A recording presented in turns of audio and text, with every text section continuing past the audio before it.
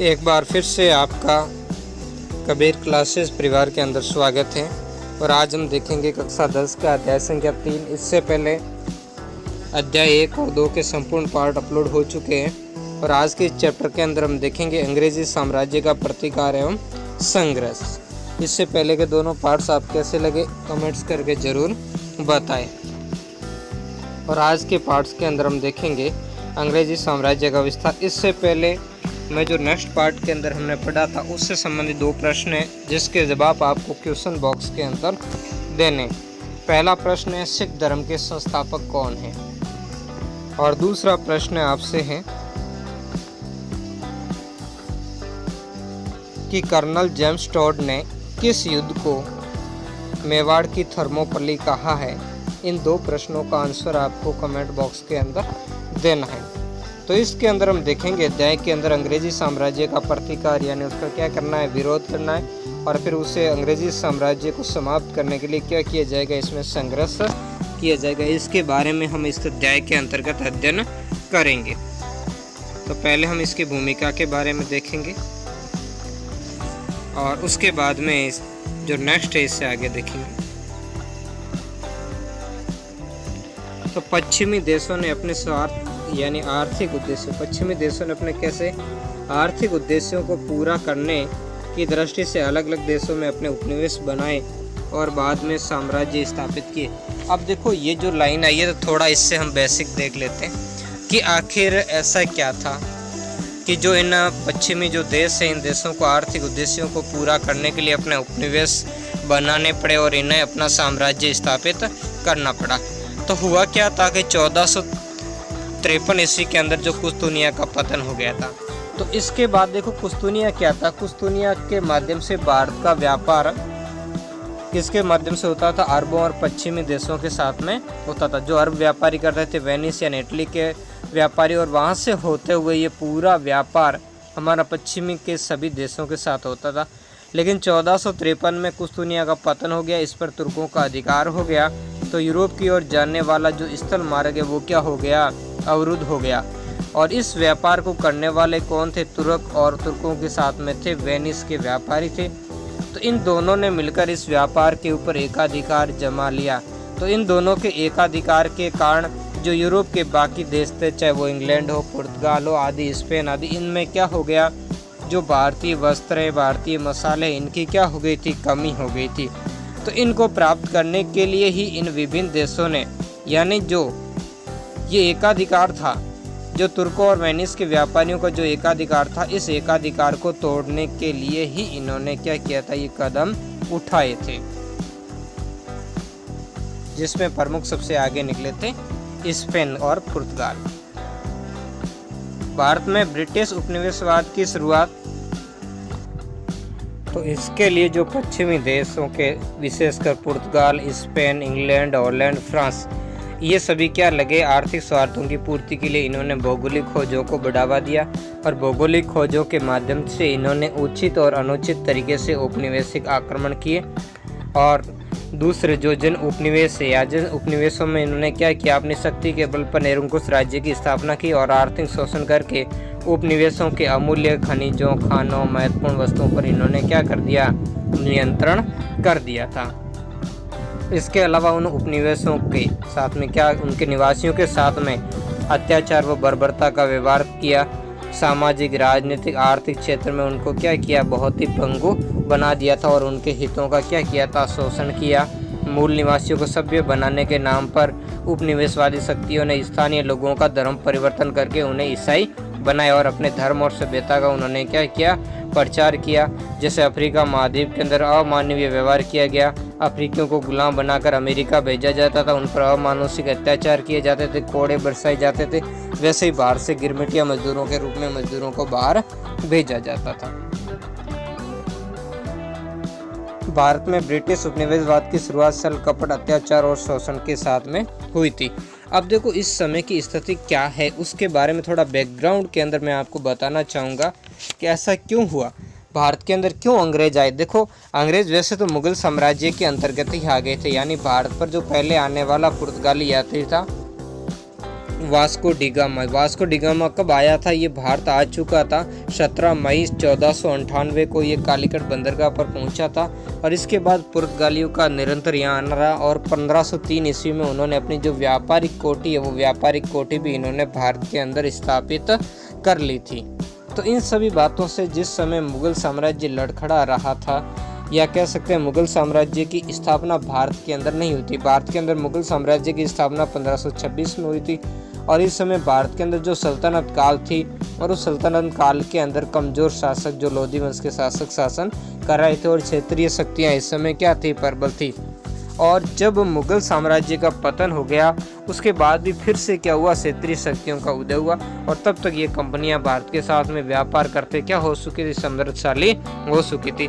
तो इस कारण इन कंपनियों ने क्या किया? क्षेत्रीय शक्तियों के साथ मिल करके और फिर बाद में धीरे धीरे इन्होंने एक एक करके पराजित करके आंतरिक भागों में राजनीतिक प्रभुत्व स्थापित किया और बाद में इस प्रभुत्व में अंग्रेज आगे निकल गए। अंग्रेजों ने अन्य यूरोपीय कंपनियों को एक एक कर पराजित करके उनके ऊपर अपनी क्या थी?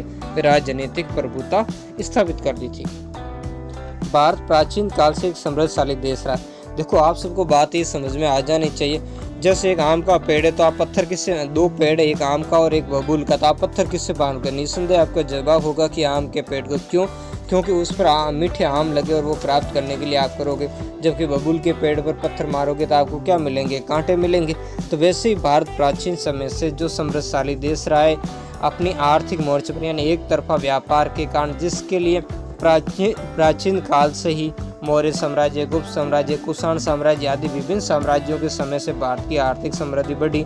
हालांकि इस बीच में कुछ विदेशी आक्रमण भी आए वो जो भारत से लूटपाट कर चले गए, फिर भी उनसे इतना नुकसान नहीं हुआ।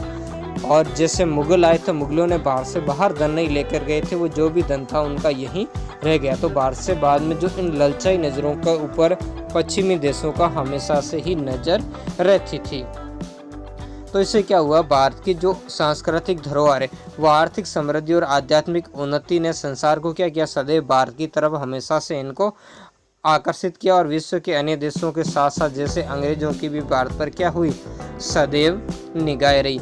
यानी हर देश, चाहे अंग्रेज हो चाहे और देश हो, वो भारत की तरफ हमेशा ललचाई नज़रों से देखते थे और भारत का जो खजाना है जिसका वर्णन अरबों ने किया, अरबों के माध्यम से और भी उस समय विदेशी यात्री वगैरह उन्होंने अपने वर्णनों के अंदर जो भारत की आर्थिक समृद्धि का वर्णन किया, इससे विदेशी लोग क्या हुए? भारत की तरफ आकर्षित हुए थे। प्राचीन काल में जो भारतीय समृद्धि और संस्कृति का संचार व्यापक रूप से विश्व में हो चुका था, हर क्षेत्र में हो चुका था, शिक्षा आदि सभी क्षेत्र के अंदर, और इनके ऊपर कई सारे ग्रंथ और इन ग्रंथों का प्रचार पश्चिमी देशों के अंदर हुआ था, जिसमें भारत को प्राचीन समय के अंदर सोने की चिड़िया जो आर्थिक समृद्धि के कारण और विश्व का आध्यात्मिक गुरु शिक्षा के क्षेत्र में आगे होने के कारण कहा जाता था।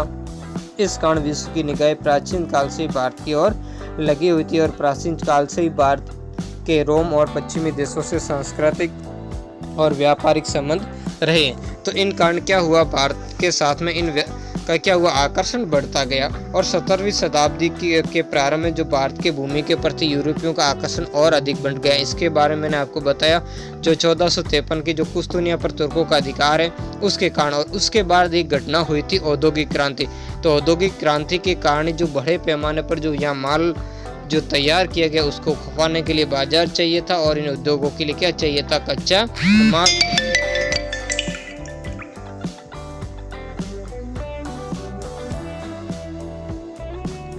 इन सभी कारणों से इन्होंने क्या किया? भारत के ऊपर इन्होंने आक्रमण किया, यानी सभी कंपनियां भारत की ओर आकर्षित हुई थी। अब आगे नेक्स्ट देखेंगे। विश्व के अन्य देशों के साथ ही अंग्रेजों ने भी भारत पर सदैव निगाह रखी। शीघ्र ही वे भारत ये व्यापारी क्या बन गए? शासक। प्रारंभ में ये व्यापार करने के उद्देश्य से आए थे और धीरे धीरे भारतीयों की जो कमजोरी देखी, उस कमजोरी के कारण धीरे धीरे ये सशक्त होते चले गए। हमेशा होता वहाँ ये, जहाँ अपनी कमजोरी होगी तो वहाँ क्या होगा? जैसे कहते हैं ना कि दो लड़ेंगे तीसरा लाभ उठाएगा, वैसे दो पक्ष हमारे स्थानीय शासक आपस में लड़ा करते थे, तो इनकी कमजोरी का लाभ अंग्रेजों ने उठाया था।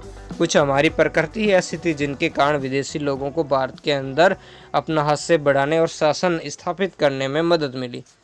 अंग्रेजों के कारण भारत की सामाजिक, आर्थिक और सांस्कृतिक व्यवस्थाओं को आधारभूत क्षति पहुंची। क्यों क्षति पहुंची?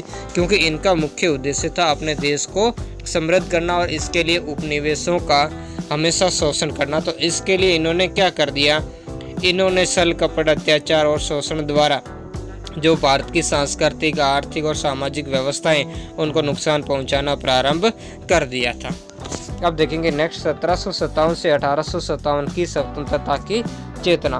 तो 23 दिसंबर 1600 ईस्वी को ब्रिटेन के प्रमुख व्यापारियों ने ब्रिटेन के प्रमुख व्यापारी ने एक संयुक्त पूंजी उद्यम के रूप में the governor and company of merchant of London trading into the East Indies नाम से एक ब्रिटिश कंपनी की शुरुआत की, जिससे हम शॉर्ट में ब्रिटिश ईस्ट इंडिया कंपनी के नाम से जानते और बाद में चल कर के हम इसे केवल ईस्ट इंडिया कंपनी के ही नाम से जानने लगे। ये वही ईस्ट इंडिया कंपनी जिसका गठन 23 सितंबर 1600 ईस्वी को हुआ था।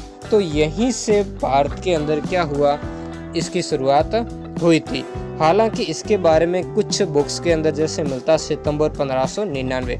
तो देखो सितंबर 1599 में क्या है कि जो सितंबर 1599 उसमें एक लॉर्ड मेयर नामक जो एक व्यापारी व्यक्ति था, उसकी अध्यक्षता में ब्रिटिश व्यापारी ने एक प्रस्ताव प्रस्तुत किया था और उसमें ये निश्चय किया था जिसमें भारत के साथ में सीधे व्यापार करने के लिए एक संस्था का गठन किया जाए। तो उस संस्था का गठन ये इस दिन किया गया। और 31 दिसंबर 1600 ईस्वी को एलिजाबेथ, जो कौन थी, वहाँ की महारानी थी, इस कंपनी को पूर्व के साथ व्यापार करने का अधिकार पत्र दिया, जो कितने वर्ष के लिए वैध था, 15 वर्षों का इसको व्यापारिक विशेषाधिकार इस कंपनी को दिया गया। ये देख लीजिए उस समय का जो चित्र है प्लासी का युद्ध। हालांकि अभी आगे पढ़ेंगे ये आकृति है प्लासी के युद्ध की। तो इसके बाद जब अधिकार पत्र दिया तो काफ़ी सारे दोनों के बीच में आदान प्रदान भी हुआ। और इसके बाद में जो ब्रिटेन का सम्राट था जेम्स प्रथम, उसने 1609 ईस्वी के अंदर इस जो कंपनी का अधिकार जो महारानी एलिजाबेथ ने 15 वर्ष के लिए दिया था उसको अनिश्चित काल के लिए बढ़ा दिया था। तो इससे काफ़ी कुछ हुआ, कई सारे लोग भारत के अंदर आए इस दरमियान। तो 1612 ईस्वी में सूरत में ईस्ट इंडिया कंपनी ने स्थायी व्यापारिक कोठी की स्थापना की। हालांकि 1608 ईस्वी में भी कैप्टन हॉकिंस पहुंच गया था, लेकिन अंग्रेजों को जो अपनी कंपनी फैक्ट्री स्थायी रूप से कोठी स्थापित करने के लिए 1612 में जहांगीर द्वारा, जो उस समय मुगल सम्राट थे, अनुमति दी गई। 1604 ईस्वी में मद्रास चेन्नई में फोर्ट सेंट जॉर्ज नामक किले का निर्माण करवाया। 1717 में मुगल बादशाह फर्रुख सियर ने एक फरमान जारी कर कंपनी को 38 गांवों की दी थी, जमींदारी दी। तो इस तरीके से कंपनी धीरे धीरे भारतीय मामलों के अंदर क्या हुई थी, आगे बढ़ती जा रही थी। तो धीरे धीरे यहाँ से क्या थी, अब भूमि भी प्राप्त करना अधिक उसने प्राप्त कर लिया। जो व्यापार करने के लिए आई थी उच्च कंपनी ने क्या किया, भारत के अंदर जो जमींदारी है उसको प्राप्त करना प्रारंभ कर दिया था। 3000 रुपये नजराने के बदले कंपनी के माल को सीमा शुल्क से क्या कर दिया, मुक्त कर दिया। और चूंकि शुल्क मुक्ति के लिए अंग्रेजों को दस्तक यानी विशेष अनुमति पत्र जारी करने का अधिकार, यही वो दस्तक पड़ता है जिसके लिए क्या किया था। अब देखो 1717 में क्या हुआ था, मुगल बादशाह जो थे उस समय फर्रुख सियर, तो फर्रुख सियर को एक कोई दुर्लभ बीमारी थी। उस बीमारी से जो एक अंग्रेज प्रतिनिधि मंडल आया था, उस प्रतिनिधि मंडल के अंदर एक था डॉक्टर विलियम हैमिल्टन, और उस विलियम हैमिल्टन ने इनको क्या कर दिया था, उस बादशाह फर्रुख सियर को उस बीमारी से मुक्त कर दिया था। तो इस कारण खुश होकर के जो फर्रुख सियर ने 1717 ईस्वी के अंदर एक क्या कर दिया था, फरमान जारी किया था। और उस फरमान को ही हम दस्तक के नाम से जानते हैं, जिसमें एक बार 3000 रुपये नजराने के रूप में मुगल बादशाह को देने थे। तो और बदले में क्या करना था, उस कंपनी को जो सीमा शुल्क से मुक्त और चुंगी शुल्क से मुक्त व्यापार करने का अधिकार इन्हें प्राप्त हो गया था। तो यही है विशेष अनुमति पत्र जो चुंगी शुल्क मुक्ति के लिए था। और कहाँ था, बंगाल के अंदर। बंगाल जो उस समय का भारत का सबसे समृद्ध प्रांत था। तो ऐसे समृद्ध प्रांत के अंदर कंपनी को ये अधिकार मिलना और कंपनी के लिए बहुत ही महत्वपूर्ण सिद्ध हुआ था।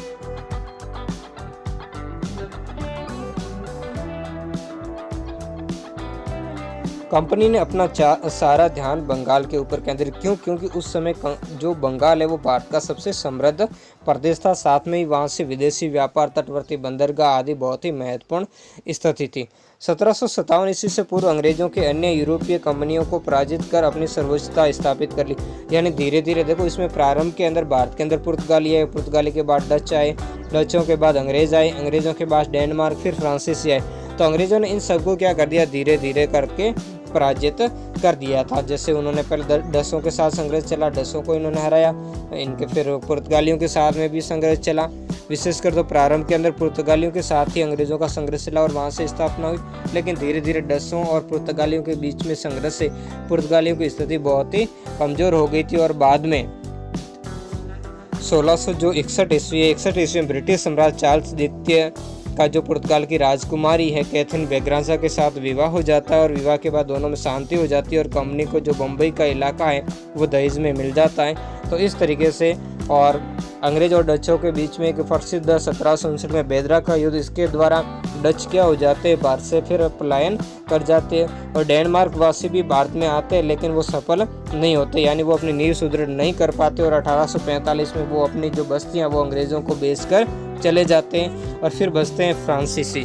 तो फ्रांसीसी और इनके बीच में प्रसिद्ध 3 कर्नाटक के युद्ध होते हैं और इन कर्नाटक के युद्धों के अंदर अंग्रेजी सर्वोच्चता स्थापित हो जाती है और फ्रांसीसी क्या हो जाते हैं, इसमें पराजित हो जाते हैं। मुगलों से फरमान प्राप्त करने के बाद ईस्ट इंडिया कंपनी का बंगाल में क्या हो गया, हस्तक्षेप बढ़ गया, यानी वहाँ पर राजनीतिक आदि मामलों में इस तरीके से क्या करती थी, हस्तक्षेप करती। विशेषकर आर्थिक मोर्चे के अंदर कंपनी क्या करती थी, फ्री पास जारी किया करती थी, यानी इसका वो क्या करने लग गई थी, दुरुपयोग करने लगी थी। 10 अप्रैल 1756 को बंगाल के नवाब अली वर्दी खान की क्या हो गई, मृत्यु हो गई और उसका उत्तराधिकारी छोटी पुत्री का पुत्र सिराजुद्दौला बना, यानी ये इसका क्या था, नाती था। इस कारण इनके बीच में क्या हुआ, संघर्ष होना तो स्वाभाविक ही था और इसी संघर्ष के कारण इनकी जो स्थिति है वो स्थिति भी निरंतर क्या होती गई, कमजोर होती चली गई थी। जबकि पूर्णिया का गवर्नर शौकत जंग भी क्या करना था, नवाब बनना चाहता था, क्योंकि ये भी क्या था, इनका दोहिता था, इस कारण ये भी अपना जो हक है वो हक मानता था। अंग्रेजों ने इस अवसर का लाभ उठा करके नवाब के जो विरोधी उन विरोधियों को क्या करना दे दिया, संरक्षण प्रदान करना, यानी जो अंग्रेजी जो फैक्ट्री थी या जो अंग्रेजी कोठियाँ थी वो नवाब के विरोधियों का क्या बन गई थी, अड्डा बन गई थी। इनको निरंतर इन्होंने क्या कर दिया था, संघर्ष जो देना प्रारंभ किया, जिसमें विशेषकर जैसे थे अमीर चंद थे, जगत सेठ थे, सेनापति सादिक खान, राजा मानक चंद, मीर जाफर आदि, इनको क्या कर दिया था, अंग्रेजों ने संरक्षण देना प्रारंभ कर दिया था। आर्थिक मामलों को लेकर भी नवाब और अंग्रेजों के बीच में काफ़ी मतभेद हो गए। आर्थिक मामलों में जो विशेष रूप से जो दस्तक प्रथा जारी की गई थी तो वो विशेष रूप से दोनों के बीच में संबंध, क्यों, क्योंकि अंग्रेज इसका क्या करे, दस्तक प्रथा यानी क्या था, फ्री पास का अंग्रेज दुरुपयोग करते थे और वे इस दस्तक को भारतीय व्यापारियों को क्या करते थे, बेच देते थे। इससे नवाब को क्या होता था, आर्थिक लाभ होने की जगह अपने आर्थिक क्या हो रहा था, आर्थिक नुकसान हो रहा था, जिसके परिणाम स्वरूप 23 जून 1757 ईस्वी को क्या हुआ, प्लासी का युद्ध हुआ। किसके बीच में हुआ, अंग्रेजों और जो उस समय बंगाल के नवाब थे सिराजुद्दौला के बीच में। प्रसिद्ध जो इसको याद कैसे रखोगे, प्लासी के युद्ध में, तो आप याद कर लेना कि 23 प्लास के फूल जून की गर्मी में 1757 हो गए, प्लास के 23 फूल जून की गर्मी के अंदर 1757 हो गए। इस तरीके से आप इसको क्या कर लेंगे, याद रख लेंगे, जिसमें अंग्रेजों की क्या हुई, विजय। हालांकि ये विजय अंग्रेजों की कोई सैनिक योग्यता के बल पर नहीं थी, ये षड्यंत्र के द्वारा रची गई थी, जिसमें अंग्रेजों ने मीर जाफर आदि को अपनी तरफ मिला लिया था। तो मीर जाफर आदि क्या हुए, जो मीर जाफर है, दुर्लभ राय है, ये सेना का जो युद्ध के समय ये वाला भाग क्या था, निष्क्रिय रहा, यानी इसने युद्ध में भाग नहीं लिया था और इस स्थिति देखकर नवाब वहां से भागा और जो मीर जाफर का पुत्र था मीरन, इसके हाथों क्या हुआ, ये नवाब मारा गया था। अंग्रेजों ने बंगाल का नवाब मीर जाफर को बना दिया। ये उस अंग्रेजों का क्या था, यानी उसका ही बनाया हुआ था, जो कोई स्वतंत्र शासक नहीं था, अंग्रेजों के हाथों की कठपुतली था। जिसने बंगाल में अंग्रेजों की सर्वोच्चता स्थापित। यही तो था। देखो ये सब जगह हम जितना इतिहास देखें, कोई भी विधिवत शासक का लालच दे दिया, पद का लालच दे दिया और अपने देश को उसी तरीके से वो बर्बाद कर देते थे। वैसा ही यहाँ किया गया। 1760 ईस्वी में जब मीर जाफर अंग्रेजों को धनार पूर्ति नहीं, यानी तो यहाँ क्या हुआ था, कुछ समय तक दोनों के बीच में संबंध ठीक रहते और 1760 में जब मीर जाफर अंग्रेजों को धनार पूर्ति नहीं कर सका तो अंग्रेजों ने मीर कासिम को क्या कर दिया, बंगाल का नवाब बना दिया। हालांकि मीर जाफर ने दोनों हाथों से खुले दान से अंग्रेजों को क्या किया था, धन दिया था। उसने जैसे कंपनी के बड़े बड़े अधिकारी थे और जो खुद रॉबर्ट क्लाइव था, जो इस समय क्या कहा था, युद्ध के अंदर जो मुख्य रूप से क्लाइव के बीच में ये हुआ था, अंग्रेजी सेना का नेतृत्व किया, उसने नवाब से जो अवैध तरीके से और अनैतिक तरीके से बहुमूल्य उपहार लिए थे। तो इन सब के कारण इसको क्या हुआ था, इसका खजाना भी खाली हो गया था और अंग्रेजों ने मीर जाफर को एक जो सोने की बोरी है उस बोरी की तरह इस्तेमाल किया और जब चाह इसमें हाथ डाला और अपना धन वसूल किया। लेकिन ऐसा कब तक चलने वाला था, तो आखिर ऐसा समय आया जब अंग्रेजों की डिमांड ये मीर जाफर पूरा नहीं कर पाया था। तब इसका एक जो प्रतिद्वंदी था मीर कासिम, उसको क्या किया गया था, नवाब बनाने का लालच दिया गया। तो यहाँ इसको क्या कर दिया गया, नवाब बना दिया गया था। नवाब बनने के बाद मीर कासिम ने बंगाल के प्रशासनिक पुनर्गठन का प्रयास किया। यानी इसने भी क्या किया था, पहले तो 3 करोड़ रुपए इसने अंग्रेजों को दिए और बाकी हर अंग्रेज अधिकारियों को भी क्या थी, धन की इसने क्या की थी, पूर्ति की थी। जिसका इस दोनों के बीच में एक संधि हुई थी, कासिम वेंटीटाट संधि हुई थी 27 सितंबर 1760 में, जिसमें मीर कासिम ने वेंटीटाट को क्या किया था, 50,000 पाउंड, हालवेल को 27,000 पाउंड और कलकत्ता काउंसिल के अन्य सदस्य है ना, हर सदस्य प्रत्येक सदस्य को 25,000 पाउंड दिया था और 3 करोड़ रुपए तो अंग्रेजों को, यानी वो कंपनी के लिए वो अलग से दिए थे। तो इस तरीके से बहुत सारा धन दे करके ये क्या हुआ था, फिर अंग्रेजों से पीछा छुड़वाना चाहता था, लेकिन अंग्रेज ऐसा पीछा छोड़ने वाले नहीं थे। तो इसके बाद इसने क्या किया था, प्रशासनिक पुनर्गठन का प्रयास किया था और जैसे इसने प्रशासनिक पुनर्गठन और भ्रष्टाचार व ब्रिटिश हस्तक्षेप आदि का विरोध किया तो अंग्रेजों ने इसको भी क्या कर दिया, कमजोर कर दिया था और इसको बाद में यहाँ से हटा लिया। तो अंग्रेजों के निरंतर हस्तक्षेप के कारण क्या हुआ, ये इस मामले में भी सफल नहीं हुआ और आर्थिक मामलों एवं विभिन्न सुविधाओं को लेकर के मीर कासिम और अंग्रेजों के बीच में मतभेद क्या हुए, बढ़ते ही चले गए थे। अब देखो ये आर्थिक मामले क्या थे, आखिर ऐसी क्या बात थी दोनों के बीच में आर्थिक तरीके को लेकर के छिड़ गई थी। तो देखो कंपनी और उसके अधिकारी जो बंगाल में मिली जो व्यापारिक सुविधा है उसका दुरुपयोग करे। कौन सी व्यापारिक सुविधा, वही जो हमने पहले बताई थी, दस्तक यानी फ्री पास का। तो इससे क्या हो रहा था, नवाब के राजकोष को क्या हो रही थी, हानि हो रही थी। तो नवाब ने देखा कि अंग्रेज कहने से मान नहीं रहे, इसने नवाब ने अंग्रेजों को बार बार पत्र भी लिखे लेकिन उनके ऊपर कोई असर नहीं हुआ। तो इसने क्या किया कि अंग्रेज व्यापारियों को छूट है तो ये दुरुपयोग करते तो भारतीय व्यापारियों को भी क्या कर दी जाए, छूट दे दी जाए। तो मीर कासिम ने भारतीय व्यापारियों को भी छूट देती, अंग्रेजों जैसा ही फ्री पास इन्हें दे दिया यानी कर से मुक्त कर दिया। तो ऐसा अंग्रेज कैसे चाहते थे, अंग्रेज तो इन अपने जो फ्री पास को भारतीय व्यापारियों को बेच देते थे, उनसे धन वसूल करते थे।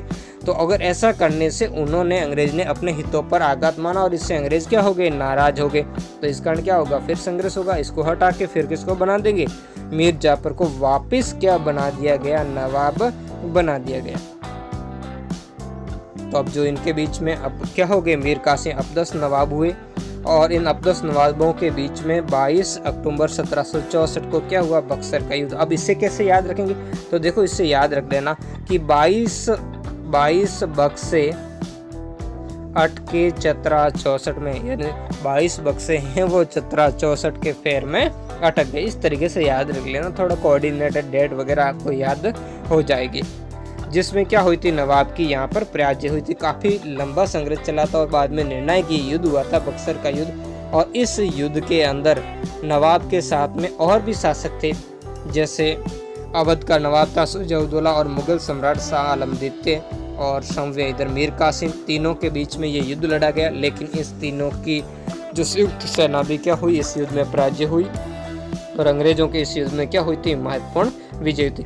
ये युद्ध भारतीय इतिहास के लिए क्या हुआ था, घातक सिद्ध हुआ। क्यों? क्योंकि इस युद्ध ने क्या किया था, प्लासी के निर्णय, उस निर्णय पर क्या कर दी थी, पक्की मोहर लगा दी थी। प्लासी का युद्ध क्या छल कपट के माध्यम से जीता गया, जबकि ये युद्ध क्या सैनिक दृष्टि से जीता गया। इसका सैनिक और राजनीतिक दृष्टि से क्या हुआ था, महत्वपूर्ण स्थान है। और अब क्या हुआ, इस युद्ध के बाद अब अंग्रेजों को भारत के अंदर जो चुनौती देने वाला है, या इस विशेषकर उत्तरी भारत की बात कर लेते हैं तो भी इसमें कोई नहीं था। तो अंग्रेजों के लिए अब क्या होगा, दिल्ली तक का रास्ता इससे खुल गया था। क्यों खुल गया था? क्योंकि अब जो नवाब है, नया नवाब बनाया गया जो मीर जाफर, वो उसका कठपुतली था। अवध का नवाब जो सुजाउद्दौला, वो उसका आभारी बन गया। और मुगल सम्राट को इन्होंने क्या बना दिया, पेंशनर बना दिया था। इस युद्ध के बाद अंग्रेजों को बंगाल, बिहार, उड़ीसा की दीवानी के अधिकार अंग्रेजों को प्राप्त हो गए। इन तीनों ही प्रदेशों की क्या हुई थी, दीवानी के अधिकार हो गए। इन दोनों के बीच में, अंग्रेजों और इनके बीच में क्या संधि हुई थी, इलाहाबाद की संधि हुई थी। तो इलाहाबाद की संधि के द्वारा कंपनी को बंगाल, बिहार और उड़ीसा के दीवानी अधिकार जो मुगल बादशाह, उससे इन्हें प्राप्त हो गए थे। और इससे भारत में उद्योगों और व्यापार को क्या हुई थी, हानि। अब अंग्रेज इस क्षेत्र के अंदर क्या हो गए थे, प्रमुख हो गए थे। और इन्होंने धीरे धीरे अब यहाँ से भारतीय उद्योगों और व्यापार को नुकसान पहुँचाना प्रारंभ कर दिया। तो ये बहुत ही टर्निंग पॉइंट है। यहाँ से अब अंग्रेज शक्तिशाली होते गए और भारतीय व्यापार, उद्योग और समृद्धि पर अब सामंत प्रारंभ हो गई थी। अब हम देखेंगे अंग्रेजों का मराठा व मैसूर से संघर्ष। इसके अलावा मैंने आपको बताना चाहूँगा कि अगर मेरा प्रयास आपको अच्छा लग रहा, दिल से आपको लग रहा है कि अशोक सर का पढ़ाया हुआ हमारे लिए बहुत ही हेल्पफुल लग रहा है, तो आप इस चैनल को सब्सक्राइब कर ले। और अगर इससे भी आपको अच्छा और ये लग रहा है तो फिर आप लाइक कर दें, अन्यथा आप डिसलाइक भी कर सकते हैं, जो आपकी मर्ज़ी है। और आप अपनी जो इच्छा के लिए स्वतंत्र है, आप जैसा चाहे वैसा कर सकते हैं। इसके अलावा आपको बहुत ही आप हर प्लेटफॉर्म पर मुझसे जुड़ सकते हो। जैसे आप फेसबुक पेज पर भी आप मुझसे जुड़ सकते हो, जिसका वीडियो मैं डिस्क्रिप्शन बॉक्स के अंदर दे दूंगा, जो ईडीयू के नाम से, ईडीयू के नाम से। इसके अलावा आप मुझे इंस्टाग्राम वगैरह, टेलीग्राम और हर चीज़, टेलीग्राम का जो अपना चैनल है, अपना खुद का ग्रुप है, उस ग्रुप का भी मैं लिंक डिस्क्रिप्शन बॉक्स में डाल दूंगा। इसके अलावा हर जगह इंस्टाग्राम, ट्विटर, फेसबुक वगैरह सब जगह आप मुझसे जुड़ सकते हो। इसके अलावा ब्लॉगर पर भी आप मुझसे जुड़ सकते हो। इस चैनल के नाम से, ये कबीर क्लासेस नाम से ये ब्लॉगर, उस ब्लॉगर में जा करके भी जुड़ सकते हो। बहुत ही महत्वपूर्ण आर्टिकल वहाँ भी मैं डालता रहता हूँ, तो वहाँ से भी आप इसके बारे में अध्ययन कर सकते हो। तो 18वीं शताब्दी में भारत में मराठा शक्ति एक प्रमुख शक्ति के रूप में स्थापित हो चुकी थी। अब देखो मराठों के बारे में हम थोड़ा देख लेते हैं। मराठे क्या थे, इस समय क्या था, जब भारत के अंदर मुगल साम्राज्य डिक्लाइन की ओर था। तो जब वैसे हमने देखा कि औरंगजेब और शिवाजी के मध्य काफ़ी सारे संघर्ष चले थे, और उसके बाद में निरंतर मुगल साम्राज्य कमज़ोर होता गया, और जो मराठा साम्राज्य वो उन्नति की ओर बढ़ता चला गया था। और शिवाजी के बाद में क्या हुआ था, शिवाजी के बाद से जो पेशवाओं के हाथ में सत्ता आई, तो निरंतर इससे मराठा साम्राज्य उत्कर्ष की तरफ बढ़ता चला गया था। और अब देखो इन दोनों के जो संबंधों की बात करते हैं, जैसे मराठों और अंग्रेजों के बीच में क्या था, तो अंग्रेजों और मराठों का संपर्क शिवाजी के समय से हो गया था, जब अंग्रेजों ने शिवाजी के राज्यारोहण के समय भाग लिया था। और इसके बाद में निरंतर पेशवाओं के दरबार में भी अंग्रेजों का आवागमन होता था। लेकिन जब तक मराठे शक्तिशाली थे, तब तक अंग्रेजों ने इनसे टक्कर लेने का साहस नहीं किया। लेकिन जैसे ही 14 जनवरी 1761 ईस्वी को पानीपत का जो तीसरा युद्ध हुआ, पानीपत का तृतीय युद्ध के अंदर मराठों की शक्ति क्या हो गई थी, कमजोर हो गई थी। और इसी के साथ अंग्रेजों को ये मौका मिल गया कि अब वो क्या करे, भारत में अपना साम्राज्य प्रचार करे, और जो इसके राजनीतिक मंसूबे हैं, उन मंसूबों को क्या करे, अब इन्हें आगे बढ़ाने का मौका यहाँ से मिल गया था। तो ये वो महत्वपूर्ण स्टेप हैं, जब अंग्रेजों के, देखो हर परिस्थितियाँ क्या हुई थी, अंग्रेजों के अधीन होती चली, यानी उनके अनुकूल होती चली गई थी। और ये क्या हुआ था, ये भारतीय शक्तियों के लिए क्या हो गई थी, यहाँ से ये कमजोर स्थिति होती चली गई थी।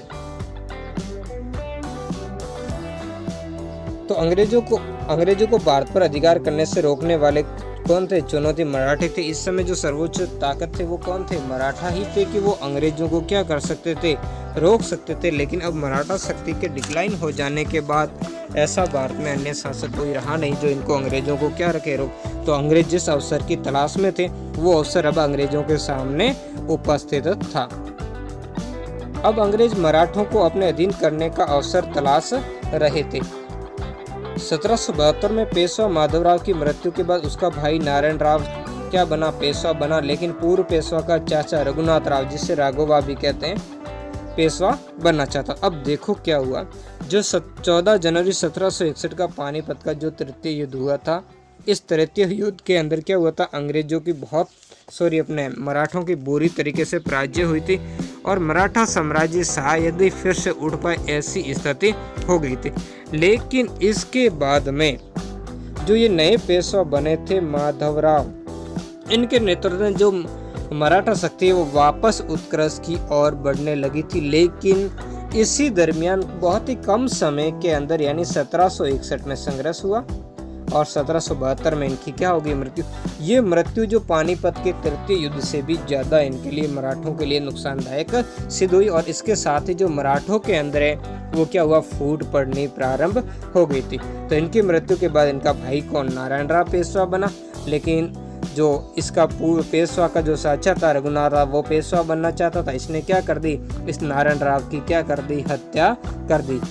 तो इस तरीके के मामले के कारण क्या हो गया, इनके बीच में संघर्ष प्रारंभ हो गया। अंग्रेजों को अब मराठा राज्य में फूट डालने का क्या मिल गया, अवसर मिल गया। अंग्रेज तो इसी अवसर की तलाश से, वे हमेशा ही भारत में अपने साम्राज्य के, भारतीयों की कमजोरी के कारण ही उन्होंने भारत के अंदर अपना साम्राज्य मजबूत किया था और भारतीयों के सहयोग से, अंग्रेज कोई अपने सहयोग से नहीं बने थे, भारतीयों के सहयोग से ऐसे लड़ते रहते थे एक दूसरे से। जो देशद्रोही लोगों की मदद से ही धीरे धीरे वो क्या करते, भारत के अंदर मजबूत होते चले गए। पहले सूबेदार के कुछ गांव खरीदे, फिर धीरे धीरे बड़ा करते गए, फिर फरमान प्राप्त किए और फिर क्या हुआ, बक्सर और प्लासी जैसे में युद्धों के अंदर प्रत्यक्ष रूप से संघर्ष कर दिया और अब भारत की प्रत्यक्ष स्थानीय शक्ति को अब क्या करने लगे, वो प्रत्यक्ष टक्कर देने लग गए थे।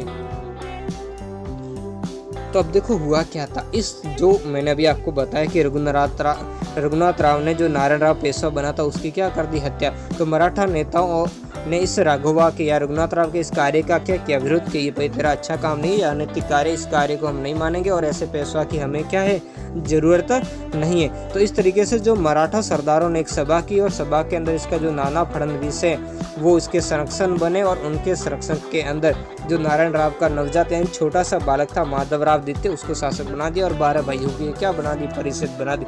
तो अब देखो ऐसा हुआ तो क्या हुआ, ये रघुनाथ राव रुष्ट होकर के कहाँ चला गया, अंग्रेजों के पास में चला गया और यहीं से अंग्रेजों को क्या हो गया, हस्तक्षेप करने का यानी मराठों के अंदर जो फूट है, फूट डालने का मौका मिल गया। और रघुनाथ राव की जो पेशवा पद प्राप्त करने की जो भूख थी, उसी भूख ने क्या कर दिया, इस मराठों को हमेशा के लिए फिर पराजित यानी हमेशा के लिए क्या करेंगे, गुलाम बना लेंगे और मराठा स्वतंत्रता पर यहाँ से आघात प्रारंभ हो गया था। तो अंग्रेजों और रघुनाथ राव के मध्य 6 मार्च, यह ध्यान रखना, 6 मार्च 1775 को सूरत की संधि हुई थी। तो राघोबा पेशवा बनने के लिए कहाँ चला गया, तो बम्बई की जो कंपनी सरकार थी उससे सहायता मांगी और इससे सूरत के अंदर कंपनी सरकार और इन दोनों के बीच में 6 मार्च 1775 को संधि हो गई थी। इस संधि की कुछ शर्तें देखेंगे, वो शर्तें क्या थी कि अंग्रेज रघुनाथ राव को पेशवा बनने में क्या करेंगे, मदद करेंगे। अंग्रेज क्या करेंगे, रघुनाथ राव को पेशवा बनने में मदद करेंगे यानी उनका क्या करेंगे, सहयोग करेंगे और इसके लिए 2500 ब्रिटिश सैनिक पेशवा की रक्षा के लिए कहाँ रखे जाएंगे, पूना में रखे जाएंगे। अब रघुनाथ राव क्या करेगा, यानी रघुनाथ राव यानी पेशवा अंग्रेजों को क्या करेगा, बेसिन, सालसेट और सूरत की लगान का आधा भाग देगा यानी उसका आधा हिस्सा क्या देगा, कंपनी को देगा। इसके अलावा एक शर्त और जोड़ ली गई थी, वो शर्त यह थी कि कंपनी की अनुमति के बिना पेशवा न तो किसी से संधि करेगा और न किसी यूरोपीय को नौकरी रखेगा। ये हर कोई जो संधि होती थी उसमें ये शर्त हुआ करती थी भारतीय शक्तियों के साथ। इस प्रकार रघुनाथ राव की महत्वाकांक्षा और बम्बई सरकार के द्वारा उसके साथ में की गई संधि मराठों और अंग्रेजों के मध्य संघर्ष को अनिवार्य बना दी। इधर महत्वाकांक्षा किसकी थी, रघुनाथ राव को पेशवा बनना था और अंग्रेजों को क्या चाहिए था, बेसिन और सालसेट का प्रदेश चाहिए था। और इन दोनों की महत्वाकांक्षाओं के कारण ये संघर्ष क्या हो गया, अवश्यम्य एवं भावी हो गया। तो अब हम देखेंगे जो नेक्स्ट है प्रथम आंग्ल मराठा युद्ध के बारे में। 1775 ईस्वी से 1782 इसका काल है। इसको आप नोट कर ले कि प्रथम आंग्ल मैसूर युद्ध कब से कब तक चला था। ये 1775 से 1782 तक चला था। के मध्य अंग्रेजों और मराठों के मध्य संघर्ष चला और इस संघर्ष में ब्रिटिश सेना और संगठित मराठा सेना से क्या हुई, पराजय हुई थी। तो देखो कारणों की मैंने विवेचना कर दी, उसी के अंदर हम इसके काफ़ी सारे कारण थे। तो ये युद्ध भी काफ़ी अलग अलग चरणों के अंदर लड़ा गया था। ये एक शरण में नहीं लड़ा गया था। जिस दोनों के बीच में सूरत की संधि थी, उस संधि के द्वारा फिर अंग्रेजों ने क्या की थी, इसको पेशवा बनने में जो क्या की थी, इसके लिए सहायता की थी। अंग्रेजों ने सेना भेजी। प्रारंभ में क्या हुई, मराठों की पराजय हुई। लेकिन जो वॉरेन हेगस्टिन था उसने क्या कर दी थी, इनके साथ पुरंदर की संधि कर दी थी 1 मार्च 1776 में। कुछ समय के लिए युद्ध रुक गया। बाद में युद्ध का पुनः 1778 में वापस प्रारंभ हुआ और इस बार क्या हुआ, मराठे संगठित थे, यानी संगठित जो मराठा सेना थी उसने अंग्रेजों की जिस सेना का नेतृत्व कर्नल इगस्टन कर रहे थे, उस सेना को इन्होंने क्या कर दिया, मराठों ने पराजित कर दिया। और यहीं से इनको टर्निंग पॉइंट लेना चाहिए था। लेकिन युद्ध देखो बहुत लंबा चल रहा है और कहीं भी अंग्रेज यानी जब भी विदेशी आए, चाहे मैंने आपको पहले चाहे सल्तनत काल के आए, चाहे मुगल आए, जितने भी आए, शक कुषाण जितने भी अंग्रेज वगैरह सारे, वो भारतीयों को क्या करते थे, निरंतर कभी माफ नहीं करते थे। वो उसे जड़ से जैसा मौका सल कपट आदि के माध्यम से उसे समाप्त करना चाहते थे। लेकिन यहाँ भारतीय ऐसा नहीं कर रहे। तो 29 जनवरी 1799 ईस्वी को बड़गांव की संधि हुई। अंग्रेजों को क्या करनी पड़ी, 29 जनवरी 1799 को मराठों के साथ में बड़गांव की अपमानजनक संधि करने की। वो संधि अपमानजनक क्यों है, इसकी हम शर्तें देखो अभी देख लेते हैं। इस संधि की शर्तें थी, इस शर्तों के कारण ही अपमानजनक है। क्या शर्तें थी, जिसमें अंग्रेजों द्वारा विजित प्रदेश मराठों को वापस लौटाने थे। यानी अंग्रेजों ने जो भी प्रदेश जीते वो मराठों को क्या कर देंगे, वापस लौटा देंगे। और रघुनाथ राव को पूना दरबार को हवाले करना होगा। यानी क्या करेंगे, अंग्रेज रघुनाथ राव को पेशवा को सौंपेंगे और अंग्रेजों द्वारा 41,000 रुपये का क्या दिया जाएगा, युद्ध हर्जाना। ये तो क्या थी, अंग्रेजों के लिए बहुत ही अपमानजनक बात थी। इसके अलावा बड़ौद जिले की आय सिंधिया को देनी थी। और अगर अंग्रेज इस शर्त रखी गई थी कि पैसा नहीं देने तब तो बंधक के रूप में और आगे अच्छे व्यवहार के लिए 2 अंग्रेज अधिकारी फार्मर और स्टीवर्ट क्या करेंगे, मराठों के साथ में रहेंगे। तो इस तरीके से ये संधि क्या थी, अपमानजनक थी। लेकिन क्या हुआ था, वॉरेन हेगस्टिन ने इस संधि को नहीं माना था और इसके बाद इस जो युद्ध है इसका तीसरा चरण प्रारंभ हुआ। और इस तीसरे चरण के अंदर क्या हुआ था, हालांकि प्रारंभ के अंदर मराठे विजय हुए लेकिन बाद में इनकी हार भी हुई। लेकिन फिर भी इनके बीच में सालबाई की संधि 1782 में संपन्न हुई और उसके द्वारा ये प्रथम आंग्ल जो मराठा युद्ध है वो क्या हो गया, समाप्त हो गया। अब दूसरा देखेंगे, ये थोड़ा आप देख लीजिए। इस संघर्ष का मैं फोटो आपके सामने रखूंगा। ये देख लीजिए, इन दोनों के बीच में एक संघर्ष की जो कथा है, जो दोनों के, इसमें आप देख लीजिए, ये चित्र के माध्यम से है। इस तरीके से एक संघर्ष का दृश्य है। ये इस तरफ मराठे हैं और सामने ये जो टॉप वगैरह पहने हुए ये अंग्रेज हैं।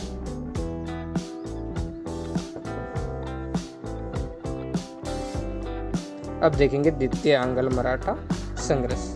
अब देखो इसके क्या, ये संघर्ष 1802 से 1805 ईस्वी तक यानी बहुत ही लंबे समय तक ये चला था।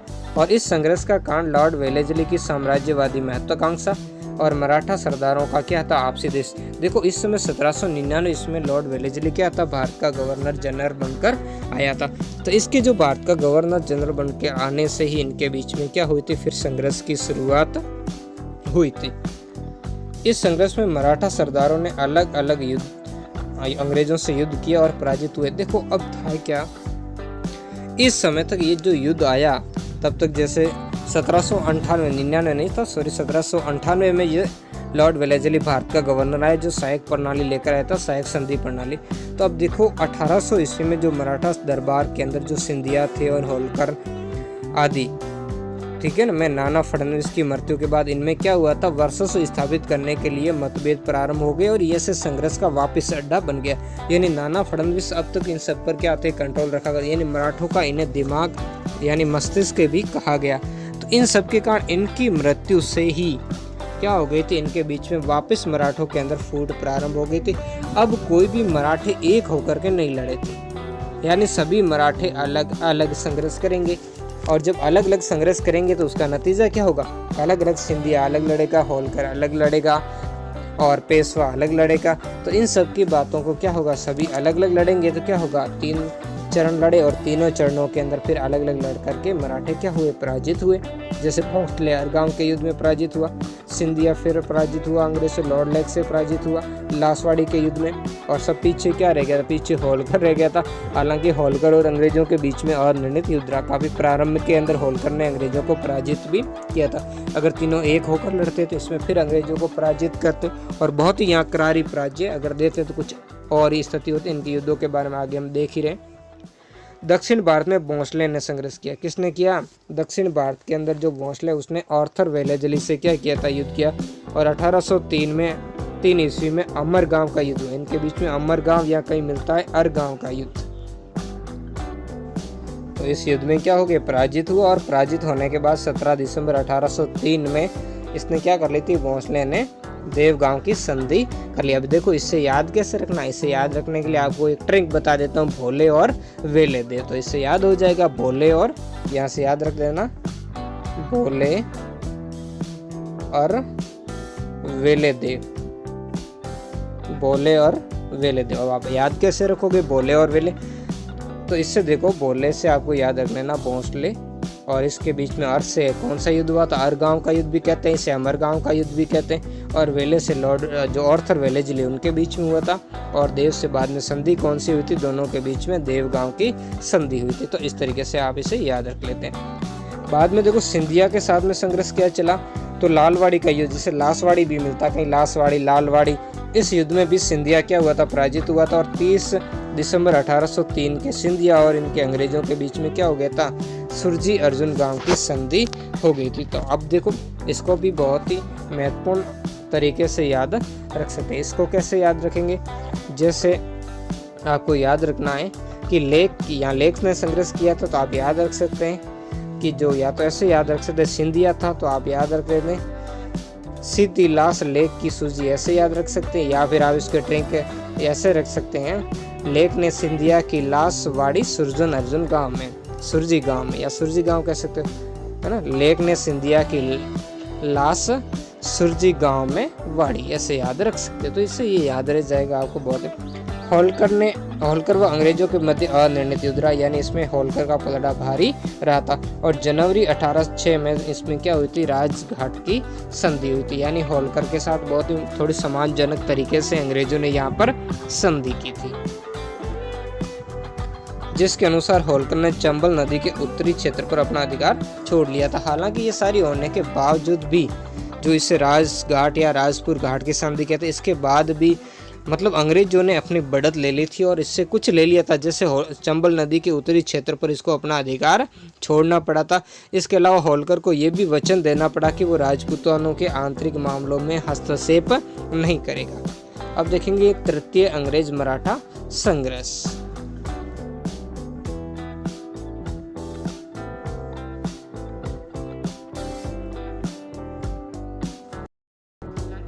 तृतीय आंग्ल मराठा जो संघर्ष है, इस संघर्ष के अंदर क्या था, भारत में अंग्रेज अपनी सर्वश्रेष्ठता बनाए रखने के लिए किया था। इस समय क्या था, 1813 में जो लॉर्ड ऑगस्टिन नया जो गवर्नर जनरल बनकर के आया था, और वो भी लॉर्ड वेलेजली की तरह अंग्रेजी सर्वोच्चता स्थापित करना चाहता था, अपने साम्राज्य का जो प्रचार करना चाहता था। और इधर जो पेशवा ने अपने मंत्री तिलक राव की सलाह पर क्या किया था, मराठा संघ के अध्यक्ष के रूप में कार्य करने का प्रयास किया था। तो ये सारी बातें अंग्रेज इस गवर्नर ऑगस्टिन को क्या होती, नागवार गुजरी थी।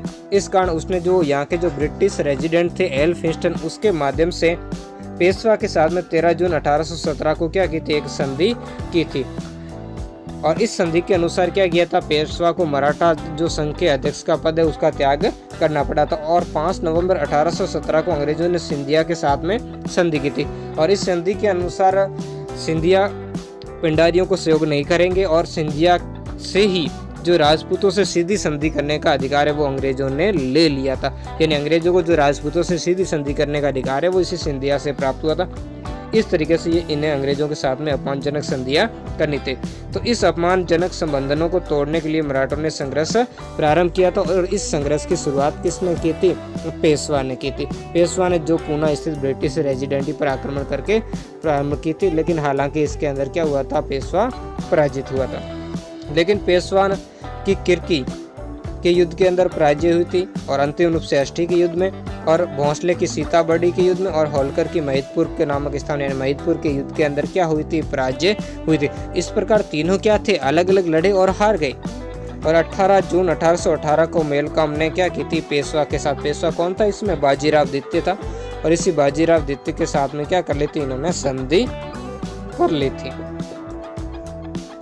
और इस संधि के अनुसार क्या होना था, जैसे इस संधि की शर्तें थी जिसके अनुसार पेशवा का पद क्या कर दिया, समाप्त। अब कोई पेशवा वगैरह नहीं रहेगा, इनका साम्राज्य जो अंग्रेजी साम्राज्य के अंदर मिला लिया गया था। पेशवा को 8 लाख की पेंशन देकर बिठूर कानपुर यानी उत्तर प्रदेश के अंदर वहां पर इसे भेज दिया गया, जहां पेशवा की 1852 ईस्वी में क्या हो गई थी, मृत्यु हो गई थी। तो इस प्रकार अंग्रेजों ने अपनी जो कूटनीति और फूट डालो और राजकरों की नीति के द्वारा मराठों को क्या कर दिया था, पराजित कर दिया। भारतीय ऐसे ही लड़ते जाएंगे और एक दूसरे का क्या करेंगे, पैर काटते जाएंगे, यानी किसी को मजबूत नहीं करेंगे, और धीरे धीरे ऐसे करके वो क्या हो जाएंगे, सारे पराजित हो जाएंगे।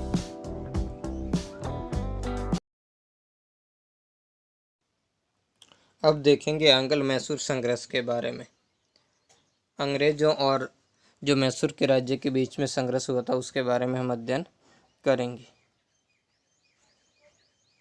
तो 1761 ईस्वी में हैदर अली ने मैसूर के राजा नंदराज से सत्ता छीन ली थी। अब देखो, यह मैसूर का राजा नंदराज नहीं था, तो इस समय जो स्थिति थी वो बहुत ही यहाँ की मैसूर की विकट थी, क्योंकि तालीकोटा के युद्ध के बाद जो विजयनगर साम्राज्य अंत हो गया था और उसकी जगह मैसूर के अंदर जो वाड़िया वंश का उसका शासन प्रारंभ हुआ था। लेकिन इस समय जो सिक्का कृष्णराज द्वितीय शासक था, लेकिन वो योग्य नहीं था। उसके समय जो सत्ता की वास्तविक ताकत थी वो 2 भाई थे, एक देवराज और एक ये था नंदराज। इन दोनों के हाथ में थी, यानी ये दोनों ही क्या थे, सर्वेसर्वा थे। ये सारे मामलों को सत्ता का केंद्र इनके हाथ में था। तो 1776 को मैसूर के राजा की मृत्यु के बाद इन्होंने अपने को क्या कर दिया था, शासक घोषित कर दिया था।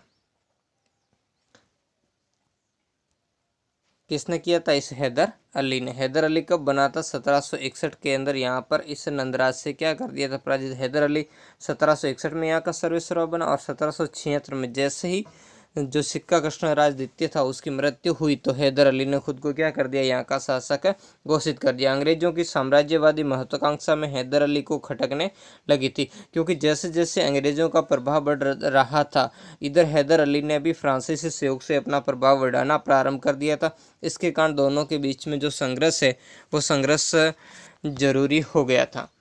अनंत अंग्रेजों ने मराठों और निजाम के साथ मिलकर के हैदर अली के विरुद्ध एक संगठन बनाया। यह प्रथम आंग्ल मैसूर युद्ध इसकी बात है। तो इसमें क्या हुआ था, दोनों के विरुद्ध संगठन बनाया गया, जिस संगठन में अंग्रेजों के प्लस में थे मराठा और प्लस में थे निजाम। लेकिन हैदर अली ने कूटनीति से मराठों को युद्ध से क्या कर दिया, तटस्थ यानी अलग कर दिया। उन्होंने मराठों को कुछ प्रदेश और 35 लाख रुपए देकर के युद्ध से अलग उन्होंने कर दिया, और निजाम को भी क्या किया, प्रादेशिक लोभ देकर अपनी ओर मिला दिया। निजाम को क्या किया, कुछ क्षेत्र का लोभ देकर के अपनी ओर मिला लिया। तो इस तरीके से ये क्या हो गए, जो अंग्रेजों ने जो त्रिगुट हैदर के विरुद्ध बनाया था उसने हैदर अली ने उस त्रिगुट को क्या कर दिया था, तोड़ दिया था। अब हैदर अली और निजाम ने मिलकर के क्या किया था, कर्नाटक पर आक्रमण किया। यानी 1767 में हैदर अली ने ब्रिटिश प्रभाव वाले क्षेत्रों पर क्या कर दिया, आक्रमण कर दिया था। ये आक्रमण का शिकार इनका ब्रिटिश प्रभाव वाला क्षेत्र कौन था, कर्नाटक। और इस कर्नाटक के नवाब के साथ प्रारंभ से ही हैदर अली की शत्रुता थी। लेकिन यहाँ पर क्या हुए, दोनों पराजित हो गए। कौन, निजाम और हैदर अली। इससे क्या हो गया, निजाम हैदर अली से अलग हो गया। लेकिन फिर भी क्या हुआ, मद्रास का घेरा, हैदर अली ने बाद में मद्रास का घेरा डाला, और इस मद्रास के घेरे में ब्रिटिश बुरी तरीके से पराजित हुए और अपनी टोपियां हैदर अली के आगे डालते हुए माफ़ी मांग रहे थे। और यहीं से हैदर अली रुक गया। अगर नहीं रुका होता तो वो मद्रास अंग्रेजों से क्या कर लेता, छीन लेता। ये इसकी बहुत ही बड़ी गलती थी।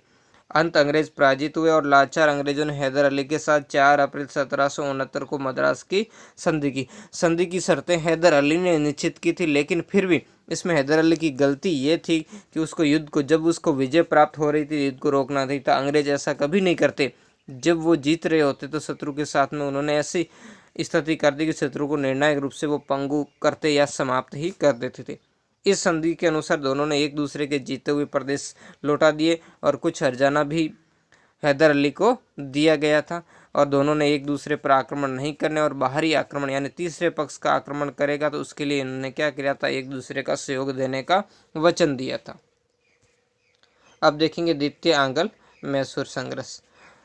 तो अंग्रेज, अब देखो इसमें क्या हुआ था, पहले आंग्ल मैसूर संघर्ष के अंदर तो दोनों के बीच में संबंध था, हैदर फ्रांसीसी संबंध थे और कर्नाटक का नवाब और हैदर अली की जो दुश्मनी थी, इनके कारण ये सारे के सारे संबंध दोनों के बीच में बिगड़े।